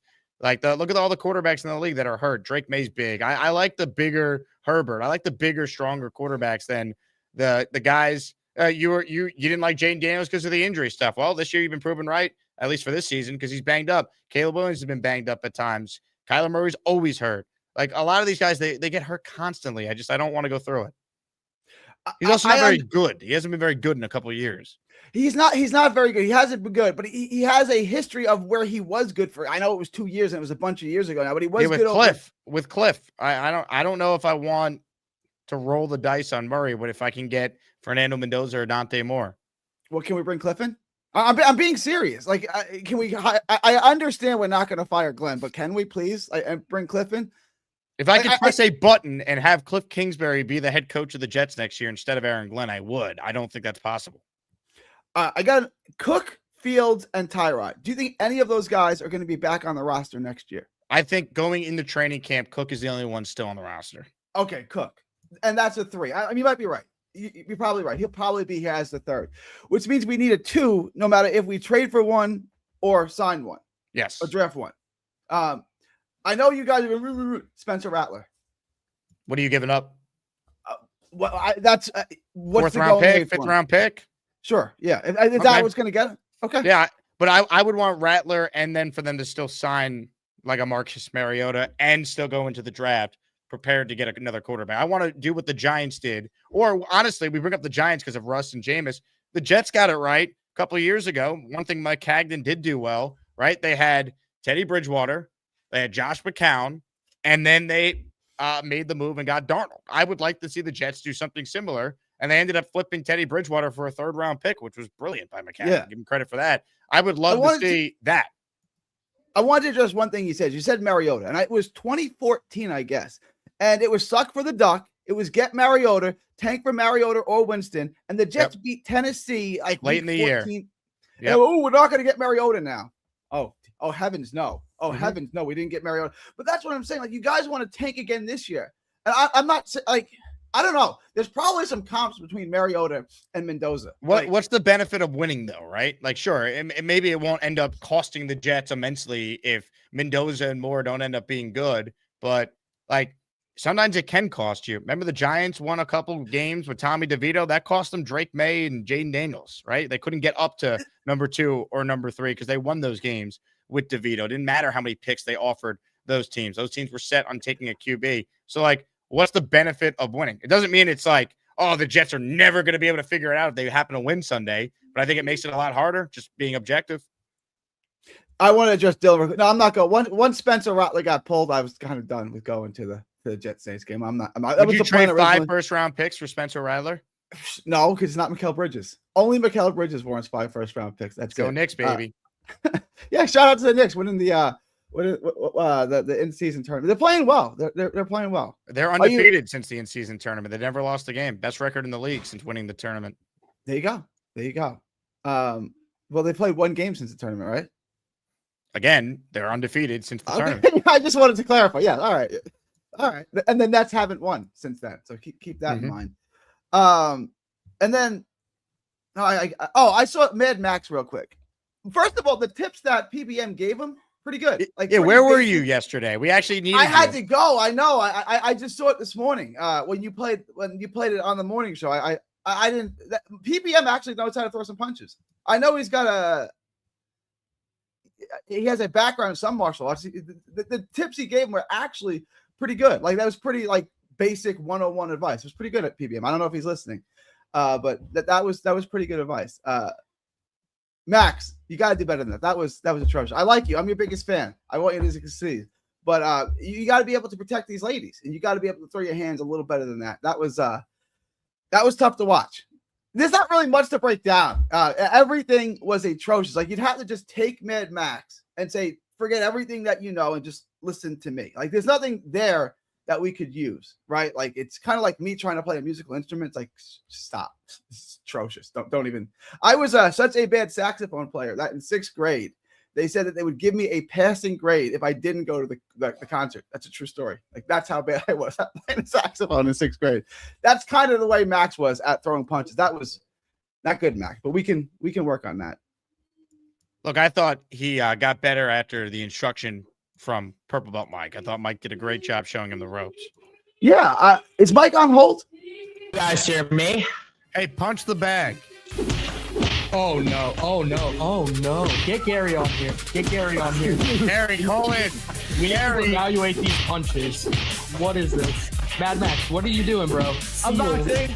You look like a seal swinging your fists around. That's terrible. You guys stand like this. Jab, jab, jab, jab, jab. Not like that. No! Punch! Let's get the punches straight, Beast. You gotta put it in full force. You're throwing it like an 8 forward. Yeah, bro, you can't swing sideways. Dude, you're gonna get knocked out. You gotta tuck your chin in. You gotta have your fists here. And when you throw a punch, you twist, and you come back. Yes, sir. And every time you throw a punch, you're coming back because you want to protect your jaw with the other hand. You know what I'm saying? Yes, sir. This is no good. Gotta tuck that chin in and you lean forward. You know what I'm saying? Let's see. Jet. One of the greatest segments in the history of the show. Purple Belt Mike, he loves the Dark Knight. He's got a green pool and he jumps right in. Maybe someday he'll get a brown belt, but for now he's just that Purple Belt Mike. Purple Belt Mike, he might be purple, but he can still kick your dirty ass. Yo. That was like pretty good 101 teaching, right? Chin down, front foot forward, twist, don't throw, twist. Like that's pretty good advice. Like that was like if you're teaching someone who's never boxed before, like their first lesson, that's kind of exactly what you were teaching. That was pretty good. I did 5 years of Muay Thai before doing Muay Thai. jiu-jitsu. So Okay. like even my Okay. stance, like the knee up, and like that's kind of Yeah. how my stand up is. Not that I was impressed. Like usually when people give punching advice, it's atrocious. Like that was what you gave was pretty textbook. It was good. Like that was Basic boxing, man. You yeah, know? yeah, for sure. I was But- impressed. Yeah. I obviously wouldn't be as good as you, but you know, I know a little, you know what I'm saying? Did you ever spar? Did you ever box at Yeah. all? You Yeah, did? so the Muay Thai gym, you have Yeah. to spar. You have to For spar. sure. So after like a year, then like you're not allowed to like not be part of sparring class. You have to advance and go to sparring. And then you never wanted to like just straight up box? Not your thing? No. Because with a Muay Thai, you got a pretty good foundation, right? I know a lot of people who've gone from Muay Thai into boxing because you've got a good punching foundation. Like you know how to throw punches, right? Can you tell the Jets are 3-11 based on this conversation? Oh, Gary, you might like this actually. Do you know who this is? Marab Davilishvili. Do you know who this is? No. I've interviewed him before. I know who he is. He just won the other he night. was didn't the he? bantamweight champion, but he just lost. He's a I mean, Sarah guy. he just fought. I meant to say he just fought the other night and lost Yeah. the belt. He's been. I had him on not before this most recent fight, but like 2 fights ago when he was fighting for the belt or fighting to retain the belt. What, you interviewed him before this fight? No, 2 fights ago. Oh, okay. Yeah, I saw that one. I was gonna say I didn't remember that one, but yeah. Yeah, he's a good dude. The guy's an animal. Him All and right. Aldo. Are we done here, gentlemen? I think Yeah. so. Yeah, that was good. Gary, yeah. before you let me go, Gary, next time Max is on, give him, a better tutorial, Let him Yeah, I know I give can. him Like, but that was 101. That was a good intro to boxing. Like, it was good. Like, I little wouldn't have basics, really said but- anything differently. Hell yeah. All right, dude. All right. Go Jets. You go, Mike. Hey, before you guys go, what do you guys think of this stance from Yo, Mad Max? Wait, is this AI or that actually happened? No, this happened. Oh man, I can't believe he made that face. This is a 1 seed, dude. This great. this I can't, dude. It's fucking funny as fuck. He's Call me Alan and everybody hates me cause I'm a super douchebag. Hello, Alan. Hey, what's going on? First of all, I love Gary, but if you ask 32 GMs in the league who would they take to start, Tanner McKee or Spencer Rattler, at least 3/4 would take Tanner McKee. So I know he's in love with with Spencer Rattler. Spencer Rattler is close to being out of the league than being a starting quarterback. So just saying that. Wow. As You two far- really don't like each other. I'm sensing real friction in the relationship. We have our arguments. It's fun, but we get along. As far as food in New Orleans, beignets at Cafe Du Monde is phenomenal.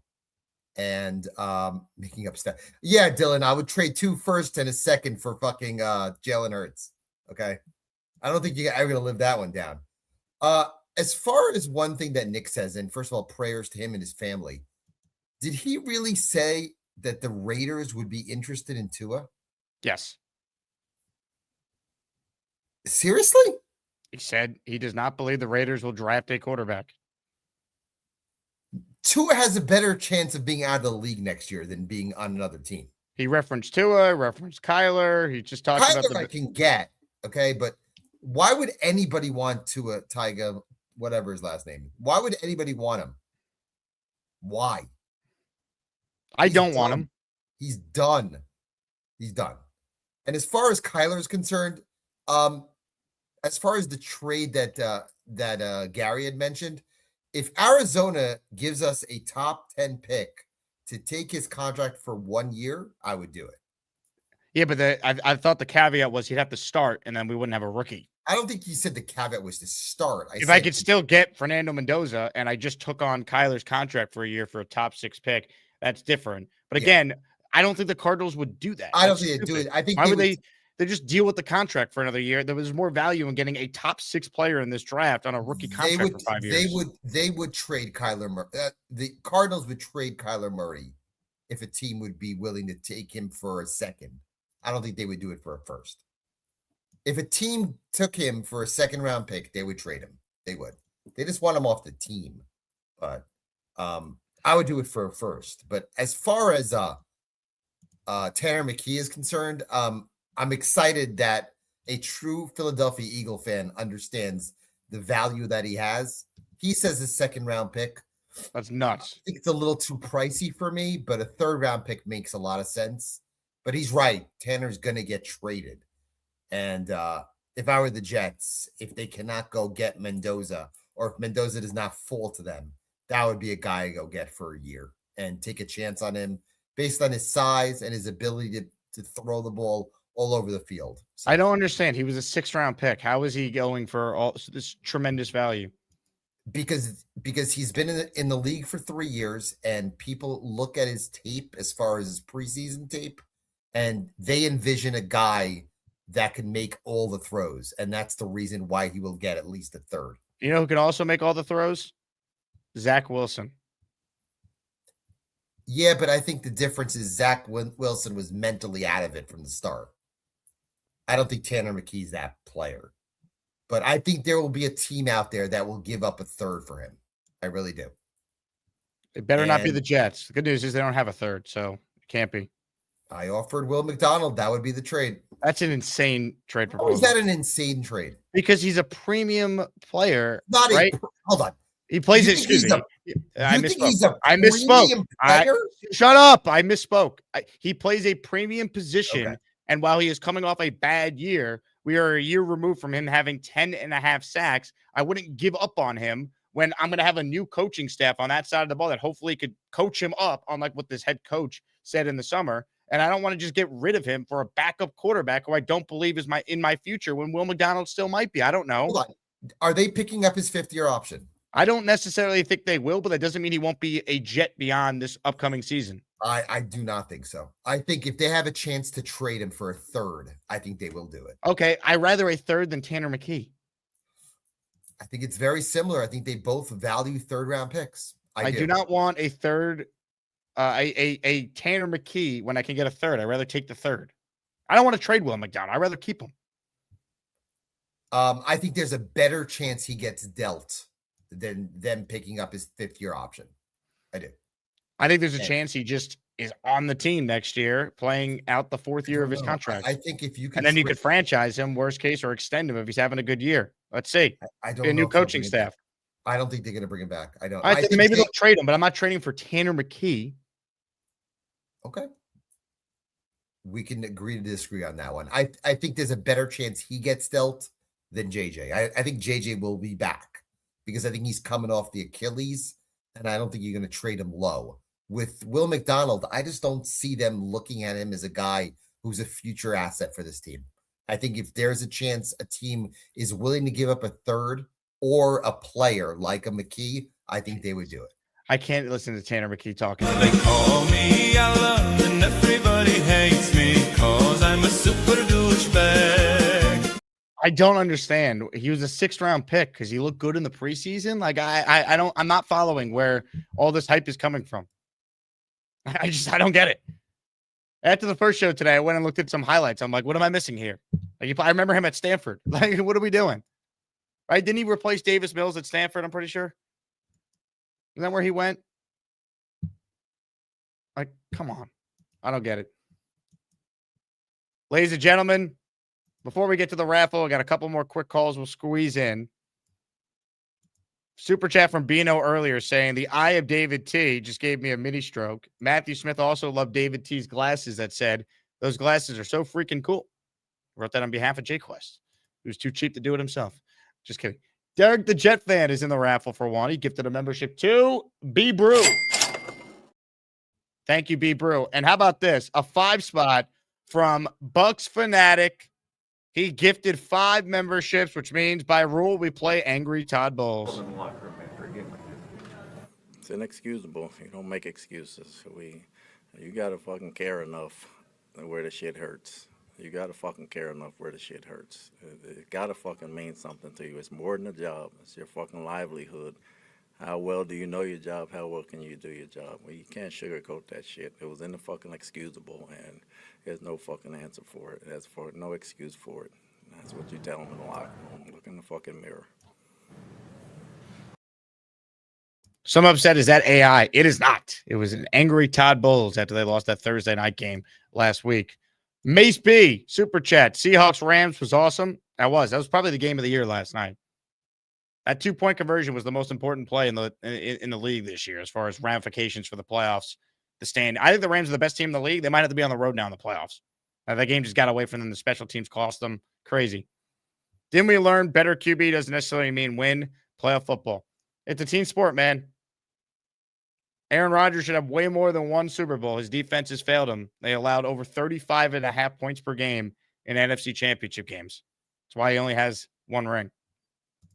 Team sport. As great as Brady is, he doesn't win without some of those defenses. Right? Malcolm Butler had an interception at the 1-yard line to win a Super Bowl. You know, it's a team sport to actually win a championship. Ladies and gentlemen, Robert Morris, the pride of Ithaca College, checks in with a 5 spot. He's in the Gas to No Sign helmet raffle coming up.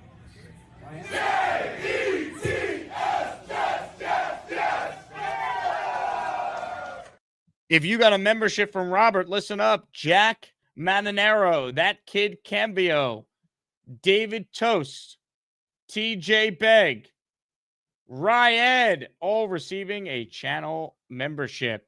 Hell yeah. All right, here we go. We got one call left. Maybe one more. We'll see what happens here. Jiggy the Jet Man. What's up, Jiggy? What's up, man? How you doing there, Jake? I'm doing well, Jiggy. Happy Friday. Happy Friday, man. Before I get started on my question I have for you, that Tanner McKee take was can't sugarcoat that. That was some bullshit. That was terrible there. Look, if he ends up being a great quarterback, I'll say, wow, I was wrong. I don't quite understand where the hype comes from a 6th-round pick who's barely played in the league. Honestly, I feel like if we're going to trade and give up a 3rd round for anybody, I would really try to go for Mac Jones. Honestly, I hate Mac Jones. I'd rather do that than take a chance on Tanner McKee. Because in his backup spot, he has really been performing. I mean, granted, they do have, a lot of pieces over there. And, their coaching is, a little better. But he definitely has performed. I wouldn't be mad at all if they tried to go get Mac Jones and bring him in. But the question I had for you, if we don't end up in a spot where, we get to the 1st overall pick and get Mendoza, what do you think the best overall outcome is? Like, what do you want to use that 1st pick on, and then also the 2nd pick in the 1st round? Is Dante Moore in the draft? He's not in the draft. So if he's not, is Ty Simpson in the draft? Yeah. I'm probably taking him. Really? Yeah. Even in that championship game, he didn't really. Let's see what he does tonight. He lived up. Let's see what he does tonight. You're right. It is still a little early, but I was thinking more of the edge rusher from Miami, Bain. Yeah, or I try and trade out, get even more picks, and still end up with a really good player. I mean, that would suck. At that point, at least we would know what the Jets' depth chart going into the draft is at QB. Like, did they bring in, Mariota? Did they bring in Kyler? Who knows? It's not a great situation. I mean, again, I think Dante Moore is going to declare, but I mean, you got to go BPA at a premium position. So as much as I like the idea of the Jets taking that stud safety from Ohio State and Caleb Downs, I would much prefer the best edge available, whether it's Reuben Bain or it's Arvell Reese, whoever, because I value premium position when you're picking that high. Like, how upset would you be if they didn't grab a quarterback in the 1st round? Well, I mean, I would need the context. Like, did they bypass QB or like they Dante Moore is not there, Ty Simpson they bypassed, and they pick up, best they get Bain and they possibly, trade back up and get Downs, or like make something happen where, they focus on the defensive side of the ball, but 1st round leave quarterback alone. Yeah, I mean, I'd be disappointed, but if Moore doesn't come out, you can't force it. So, it would suck. I would want to know what veterans they have on their roster, or do they plan on taking someone with one of their 2nd round picks, right? Do they take Carson Beck with one of their picks, or Drew Aller so one of the other, Garrett Nussmeier? Do they take a chance on one of those? That's an option. I don't know. They got to get someone. I would prefer them, take a quarterback in the 2nd and try to go BPA in the first round, or like you said, trade back and try to get some more capital, see what we could do that way. I feel like that would benefit the team more, like, than getting a quarterback in this year's draft or using capital to move up to get a quarterback. Because, it's always hit or miss. And this quarterback class isn't the greatest. If we wait a year, Yeah, but Aaron most Glenn of the might not best have his job. quarterbacks in the league, teams had to move up for them. If you look at it, like, Yeah, but that's the cost of doing business. Like, you got to get a QB. that is true. But recently, the last Mahomes, couple, Allen, Goff, Lamar, Love, Darnold. but a couple of those are, kind of in the back end. Lamar is, Goff more on the back end. So it's like you can still find hidden gems there while also, benefiting the rest of your team while doing so. And I feel like until we find a quarterback coach, or do you think they are going to bring one in? That's even, a question in the air. I hope so. Like, I mean, you're an Aaron Glenn defender. If they keep Charles London around, that tells me that we are not serious. I mean, I'm not a big Charles London guy. I mean, either way, like, you guys, a lot of people want Glenn out anyway. So if he doesn't end up getting a quarterback this draft, he probably won't get that third season anyway. So that way you'll still have those picks to potentially get a quarterback in the first round, and you guys may get your offensive coach that might go hand in hand. You know what I mean? So if that works out that way, most Jets fans, I guess, will be happy. Yeah, just it'd be another lost season. And if they do take a quarterback, then it's like, well, did we ruin that guy, or are you bringing in a coach who wants to take the job for that quarterback? Does he not have a high evaluation on him? It would complicate things. Look, you don't force the quarterback pick, Jiggy, but I'd be very surprised if there's not an opportunity for the Jets to get one of the top two quarterbacks when it's all said and done. I think that's going to be their plan. I mean, I feel like they do end anywhere from 1 to 4. That is a high possibility. I just don't want to see them give up a lot of capital while doing so. Would you trade the Colts pick and a second in 27? Because I don't think it would cost much more than that. It might even cost less, to be honest. That trade was like from 7 to 1 in some of these mocks. If the Jets are at 3 or 4, maybe it's just a second this year and a second next year, and you can keep that Colts pick that's in the top 15. I don't know if you necessarily would have to trade the Indy pick to go from 3 to 1. Yeah, but see, you guys know I'm a little bit more on the optimistic side. I'm still hoping that, Glenn shows a little bit more competency and we might actually win a game or two. So you're still I'm more rooting on for the wins at this opposite point, Jiggy? I'm just rooting for good football. Like, I played football at a high level. You know what I mean? Like, I played in college. I like sitting there watching good football. Like, where'd you play? So I played in Southeastern University and NAIA out here in Florida. That's where I graduated. And then in 2018, I was at UMass Lowell out there in Massachusetts. Nice. Yeah, but UMass could use you, man. What were they, 0-12 this year? When I was there, we started off bad, so it hasn't been an upward trend for them either. That's why I was saying, like, I've been a part of terrible cultures and I've been a part of cultures that have changed around. Like, my team last year, they went to the NAIA championship. So, like, but when I first got there, we were a terrible team. You know what I mean? So, like, I've been a part of that. That's why I keep the optimism, because I know how hard it is for a coach to come in and completely change a losing culture. And I can only imagine how much harder that can be when these grown men are making millions of dollars, have families, you know what I mean? So that's why I'm a little more patient than other people. When Allen hops on and is running his mouth, like, I doubt you've ever been in a quarterback coach's room, sat there and listened to coaches and watched film like I have. So when I come and I say these things, it's because, like, I have a different perspective on it because I've been in those rooms. Maybe not at the NFL level, but I have been coached by NFL coaches who have been. You know what I mean? So it's like, I don't even think Allen can run a 40-yard dash if he really wanted to. But I would love to see it, to tell me. You know what I mean? So it's like, I don't even know why I let that man get me on my character yesterday. But it was a good rumble, Jiggy. It was. Yeah, either way, appreciate the call, man. I had a little lunch break, decided to hop on, saw you on. But go Jets. Appreciate you having me, man. Jiggy, great job, man. Jets, Jets. I'd love to watch Allen run the 40-yard dash. That'd be awesome. All right. We're going to get to the raffle here shortly, baby. We got a great signed item. Matthew Smith, though, says, Jake, not most QBs were trading up for. Only 6 starting QBs were traded up for in the draft. I think my quote was that some of the best quarterbacks in the league were traded up for. Most of the best quarterbacks in the league were traded up for. Would you consider Mahomes, Allen, Lamar 3 of the best 5 quarterbacks in the league? Right? Jordan Love was traded up for. Sam Darnold was traded up for. CJ Stroud was traded up for. Again, there's multiple ways to get a QB, but the common thing is most of them are the first-round guys. Like, here are the starting quarterbacks in the league who are first-round picks. Mahomes, Allen, Lamar, Love, Darnold, Stroud, Burrow, Goff, Lawrence, May, Williams, Daniels, Baker, Herbert, Nix. You have 3 guys right now that were drafted in the second round or later. Hurts, Prescott, Purdy. That's a while ago for some of those names too. And Purdy's like, that's a historic outlier. He was the 7th pick in the seventh round pick, last pick in the draft. I mean, you find your quarterback in round 1. That's just how it goes. Aaron Rodgers, too. I didn't mention him, but he's been in the league forever. Obviously, first-round pick as well. All right. Who's ready for a raffle? Mad Max, are you ready? Oh, yeah. Look at that face. He's ready. He's ready, all right. Ladies and gentlemen, it's time. Wait, actually, hold on. Beast, are you awake? Can you send us to the raffle here? Beast? Oh, no. Beast?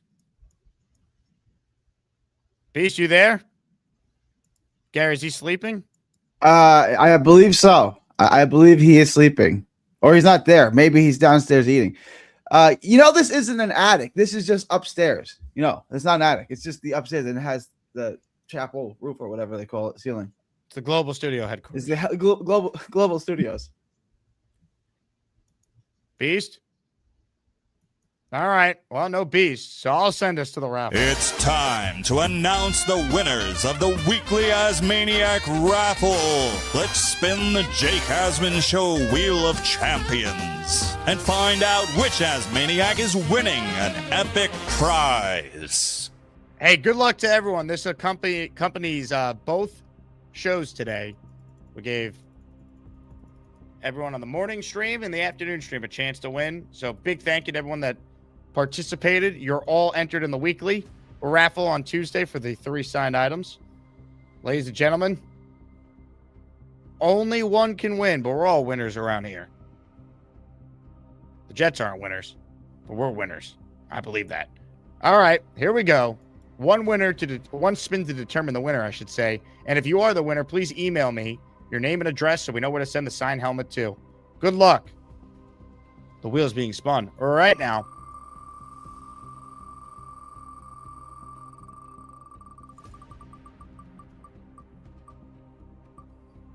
How about this? It's Robert Morris. He's your winner. Hit it. Yeah.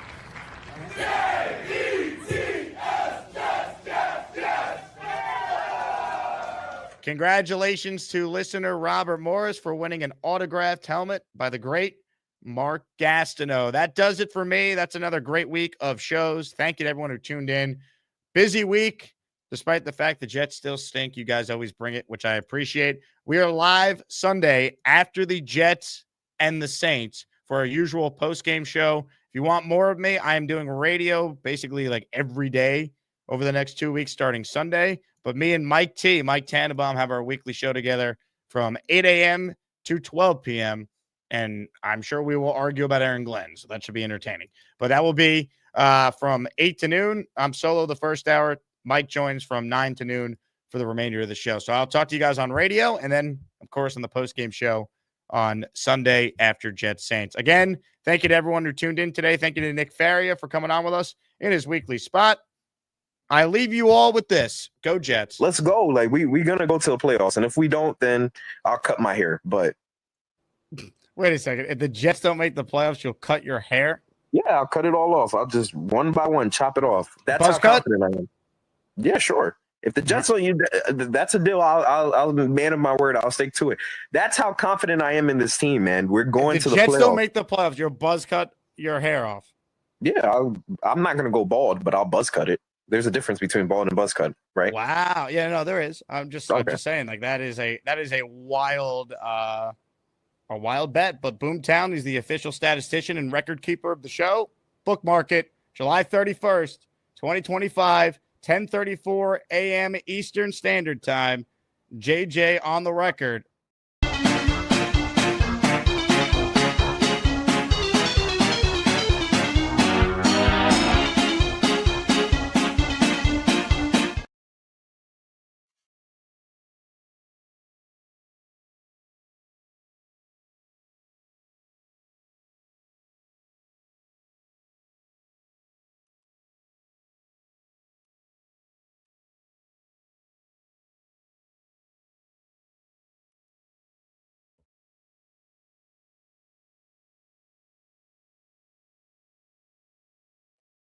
You clown sucking douchebag.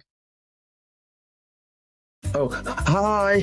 Jake wants me to ask you to click on the like button. That's right, Lane. And if they don't subscribe to the Jake Asman Show, this team may never win another game. Let's go, Jets.